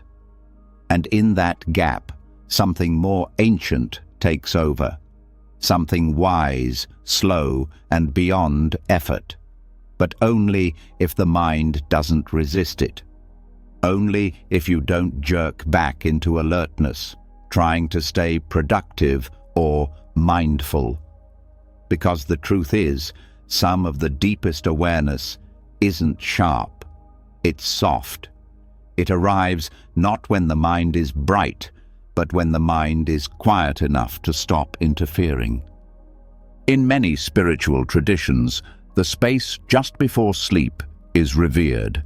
Tibetan Buddhists call it a liminal threshold, a time when the barriers between conscious and unconscious begin to fade, when clinging to self loosens. In this state, meditation deepens not through focus, but through surrender. You're not guiding awareness anymore. You're floating in it, letting it carry you instead of directing it. There's no need to think clearly, no need to practice correctly. The very fog you were taught to avoid becomes the warm mist where the mind finally rests. This transition state, often mistaken for a problem, is a signal that the body is ready to heal. It's the body saying, enough thinking, enough controlling, enough fixing, just dissolve. Let your shape melt. Let the border between inside and outside soften. In this state, thoughts don't stop, but they lose their importance. Emotions still exist, but they drift instead of crash. It's a soft, gentle undoing. When approached with openness, this fog becomes a kind of sanctuary, a place to rest, not just physically, but spiritually. There's no performance here, no inner commentary, just presence that doesn't require clarity. It may feel like you're doing nothing. And that's exactly the point. True meditation isn't measured by alertness. It's measured by intimacy, by how close you are to what's happening. And when what's happening is drowsiness, then intimacy means letting yourself sink into it, not to escape, but to arrive more fully in the body. One of the reasons people fear lethargy is because they associate it with failure, with being lazy or unfocused. But these ideas are cultural, not spiritual. In Buddhist teachings, drowsiness isn't a sin, it's a state, and like all states, it can be met with mindfulness, not sharp mindfulness, gentle mindfulness, the kind that says, I see this, I welcome this, I don't need to change this. There is a particular kind of awareness that only opens in this space, a dreaming awareness, a presence that feels more like a background hum than a bright light. This awareness is closer to the root of consciousness. It doesn't analyze, it doesn't track progress, it simply rests. And in that rest, anxiety dissolves, not because it's solved, but because the part of the mind that fuels it has gone quiet. Restlessness, too, becomes different in this space. It's no longer a problem to manage. It becomes something to soften into. Often, restlessness is just the body's way of releasing energy, like a dog turning in circles before lying down. If you don't react to it, it will move on its own. If you stop naming it, it will pass. The nervous system doesn't need force. It needs trust. It needs to know that you're not going to interrupt the process with judgment.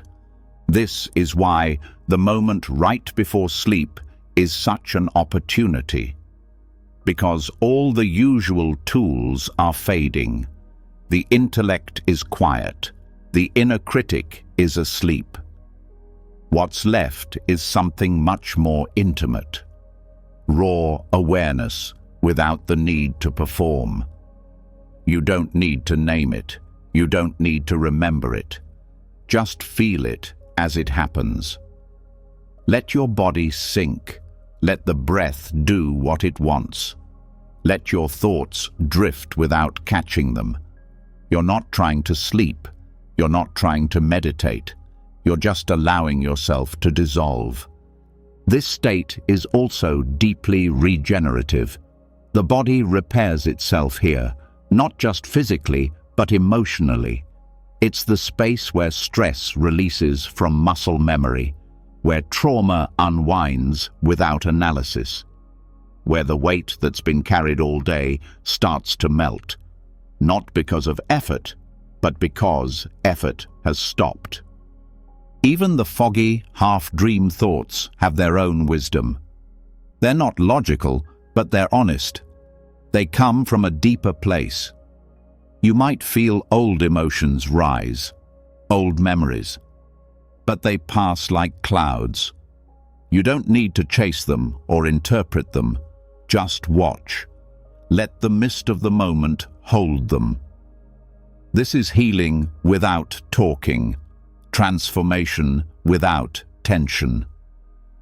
Some meditators call this the great unbinding, the final loosening of grasping, not through force, but through surrender. You're not chasing stillness, you're becoming it. And the mind, finally free from the need to manage, floats, not upward, but inward, into the heart, into the belly, into the breath, into a place where time slows, space softens, and thought stops being the main voice. You can prepare for this gently. Lower the lights, turn off the noise, let your body settle without correcting it. If you feel restless, let it twitch. If you feel sleepy, let the eyes close. Don't aim for sleep. Don't aim for wakefulness. Just let awareness drift like a boat without a rudder. The mind will try to reassert control. Let it. Then let it go again, over and over, drifting deeper. And in that drift, something beautiful happens. You realize you were never the one steering. Peace was never far away. It was just buried under effort, under control, under the constant push to get somewhere. But in this fog, in this letting go, there's nowhere to get to. And in that nowhereness, everything opens. So let the next breath rise slowly, like mist from a field at dawn. Let it fall without pulling it. Let your body float. Let your thoughts dissolve. Let your identity blur. There is no one to be. There is nothing to do. This moment is the teacher now, and its only lesson is this: you were always free. After drifting through the sleepy threshold where the body stops trying and the mind unhooks from control, something becomes clearer than ever before. Beneath every moment of striving, beneath every ripple of worry, beneath even the gentlest meditative effort, there has always been a quiet voice, whispering, pressuring, insisting that something must be done now, that time is running out, that peace must be achieved before something breaks. That voice, subtle or loud, is urgency, and it is the biggest lie anxiety ever told. Urgency feels convincing.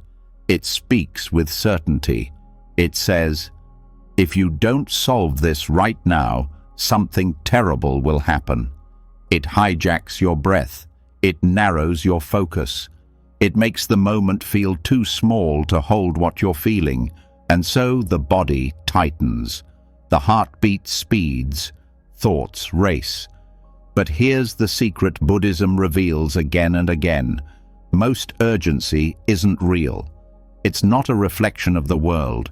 It's a reaction of the mind, a reflex built through years of conditioning, trauma, performance, and fear. The nervous system doesn't know how to tell the difference between a true emergency and a story the mind made up. And anxiety exploits that. It creates fictional deadlines, emotional alarms, imaginary disasters, all to keep the attention hooked, spinning, reacting. And this spinning creates more noise, more exhaustion, more inner chaos. Urgency feeds itself by convincing you that you must solve what isn't even real yet. Urgency isn't just a thought pattern. It's a physical posture. It lives in the jaw, the fists, the muscles around the eyes. It shortens the breath. It narrows the chest. It pushes everything inward and forward at the same time. And that movement tricks the body into thinking it's in danger. But it isn't. There's no fire, no attack, no real deadline, just a mind reacting to its own fear. This is where freedom begins. Not by fighting urgency, but by seeing it clearly, naming it. This is urgency. That small pause, that act of labeling, breaks the spell, because it shifts you from being inside the urgency to being the one witnessing it. And the witness is always calm. Not because nothing is happening, but because the witness sees that most of what's happening is made of thought, not truth. Many people believe they can't rest until everything is finished, until every email is sent, every conflict resolved, every answer known. But that finish line keeps moving. It's a trick. The moment one thing is done, another takes its place.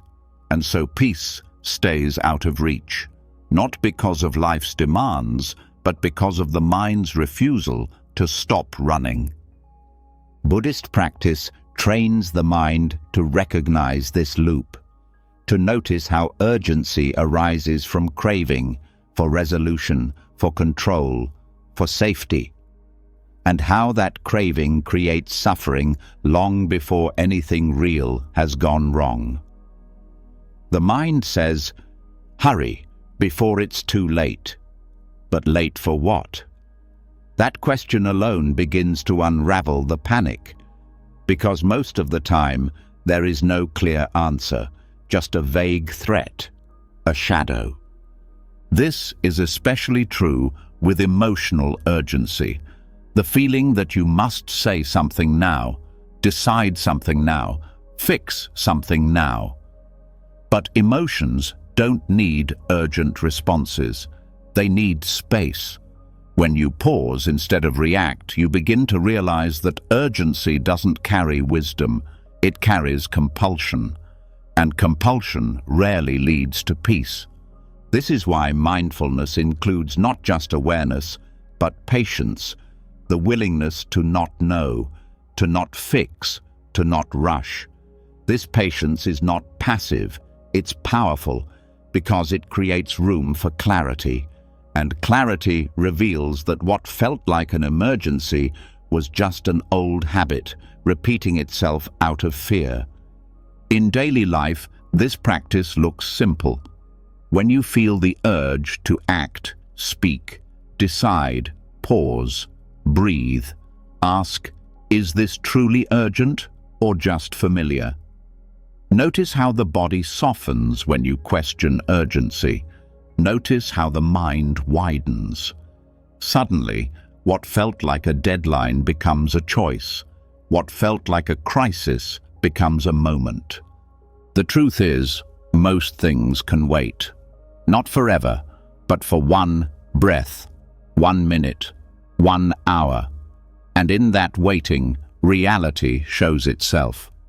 You see that the email didn't need to be perfect, that the conversation didn't need to happen immediately, that the feeling didn't need to be solved to be survived. This isn't about avoidance, it's about timing, about meeting the moment when the body is ready, not when the mind demands. And readiness doesn't come from pressure, it comes from presence. from trust, from knowing that wisdom unfolds, not under tension, but under stillness. Even spiritual practice can become infected by urgency, the rush to heal, to awaken, to be better. But the Dharma is not a race. There is nowhere to get to. Enlightenment is not the end of effort. It's the end of trying to escape now. And now is never urgent. It just is. This shift in perception changes everything. Suddenly, you don't need to be on high alert. You don't need to finish everything before you relax.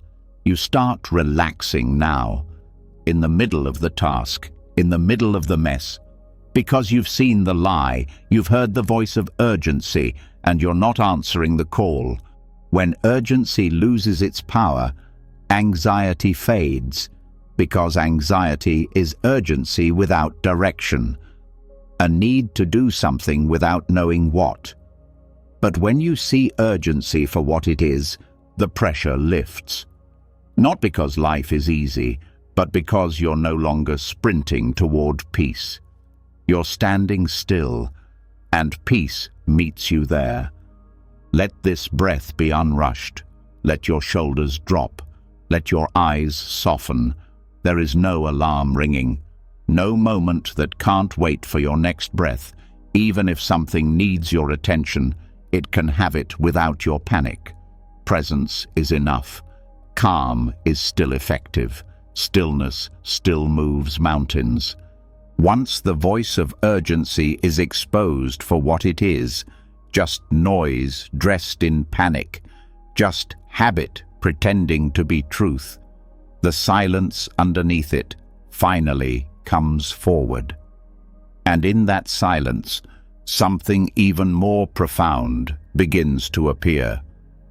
The realization that all thoughts, especially anxious ones, don't stay. They don't last. They don't hold. No matter how convincing they feel, no matter how tightly they grip the body, they are already dissolving the moment they arise. They have no substance, no roots, just movement. And what Buddhism teaches through direct experience is this: watching the fade of a thought is more powerful than fighting it, because in that fading, freedom lives. Most people only notice a thought when it's strong, when it crashes in with force, when it interrupts sleep, hijacks the breath, or sets off spirals of fear. But the real teaching begins not in the arrival of thought, but in its departure, because every thought leaves, every worry loses momentum. Even if it loops back again later, the version that existed in that moment is gone. It lived, it moved, it passed. And once this truth is seen, not as an idea, but as a felt truth, the fear that thoughts are permanent begins to vanish. The mind likes to hold on to thoughts as if they're solid. It gives them weight, importance, urgency, especially the scary ones. But thoughts are not rocks, they're smoke. They rise, they swirl, and they vanish into air. No anxious thought has ever lasted forever. No emotional storm has kept its full force for more than a few moments. It is the clinging to the thought, the feeding of it, that gives it artificial life. But if left alone, if observed without interference, the thought fades on its own. The Dharma, the core teaching of impermanence, lives here, not as something to believe, but as something to watch, to witness directly. The breath rises and falls, the heart beats and slows, the sensations in the body shift every second, nothing holds, and thought is no different. It arises from conditions. When those conditions change, the thought changes, and even if it returns, it's never quite the same. You are never quite the same. When this truth begins to settle into your awareness, your relationship to anxiety changes. You no longer need to solve the thought. You don't need to challenge it. You don't need to silence it.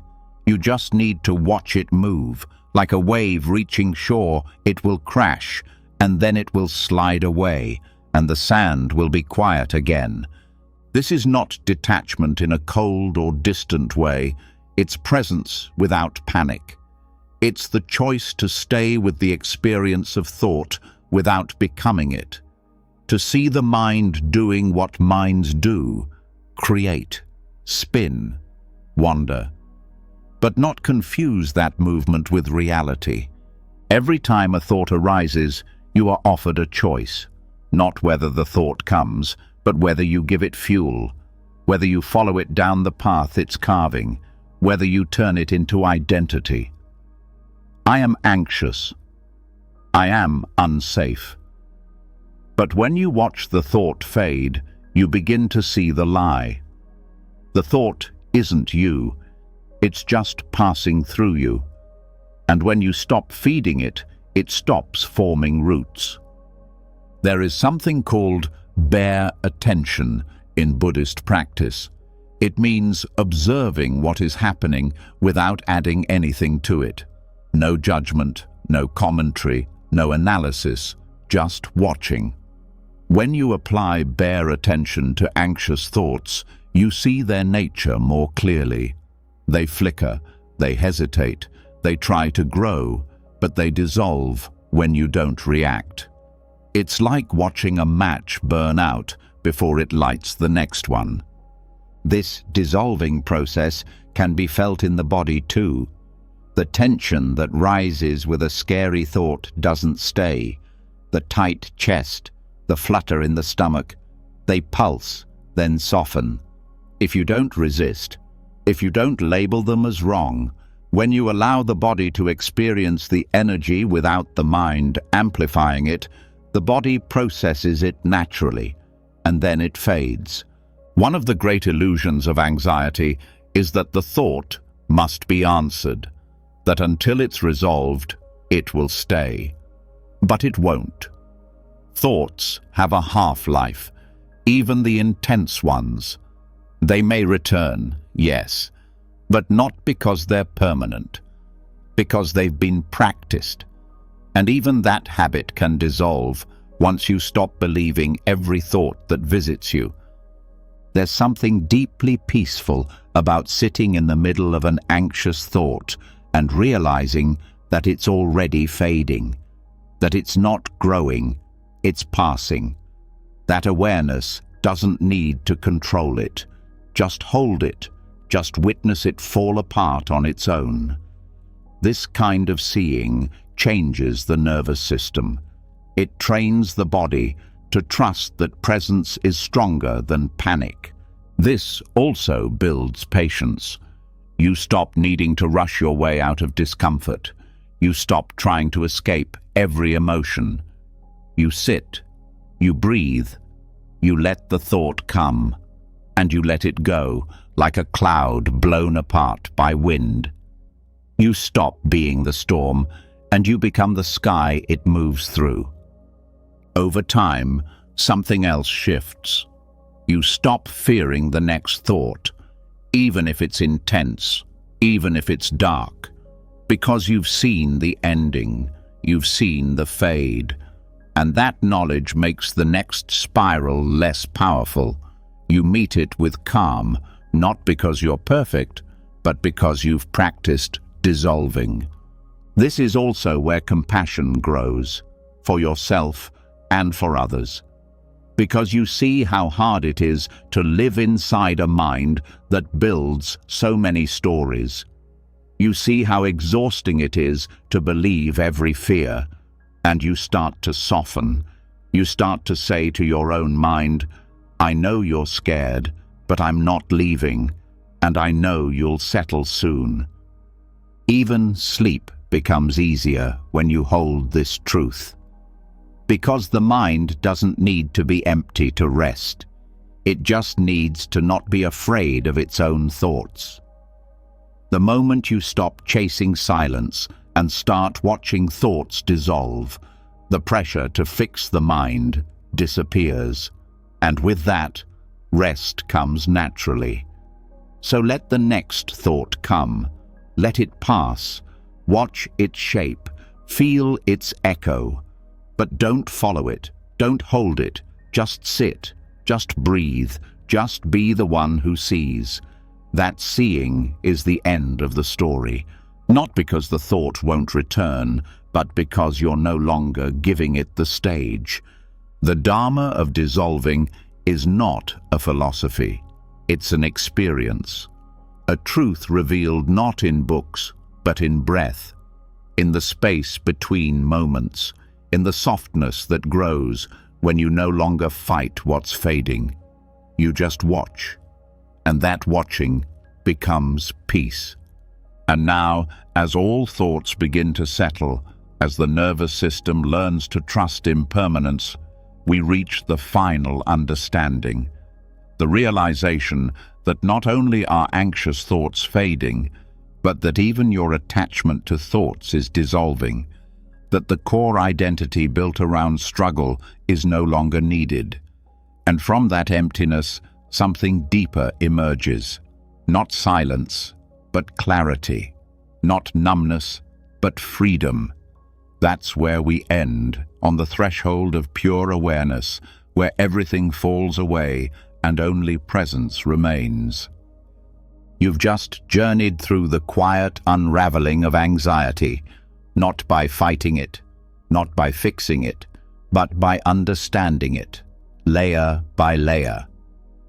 You've seen how certainty isn't safety, how identity isn't fixed, how the observer can rest, how craving builds the panic, and how the body holds what words cannot express. You've released tension stored in breath, met the second arrow of fear with compassion, left clock time behind, and touched the breath before thought ever formed. You've stepped out of constant reaction, unmasked the illusion of control, traced the roots of anxious karma, and forgiven futures that haven't happened. You've learned to hear stillness, stopped chasing peace, let lethargy become a doorway, watched urgency unravel, and finally seen anxiety itself dissolve. And now here you are, still, present, weightless. Not every night will be easy. Not every thought will dissolve immediately. But you now know what most people never see, that you are not your anxiety. You are the space it passes through, and that space is vast, calm, and untouched. If something in this helped you, even just a little, let us know. Drop a comment and share the moment that landed deepest for you. Your voice might be the exact thing someone else needs to hear tonight. And if you'd like to keep walking this path with us, subscribe and hit the bell so you never miss another journey inward.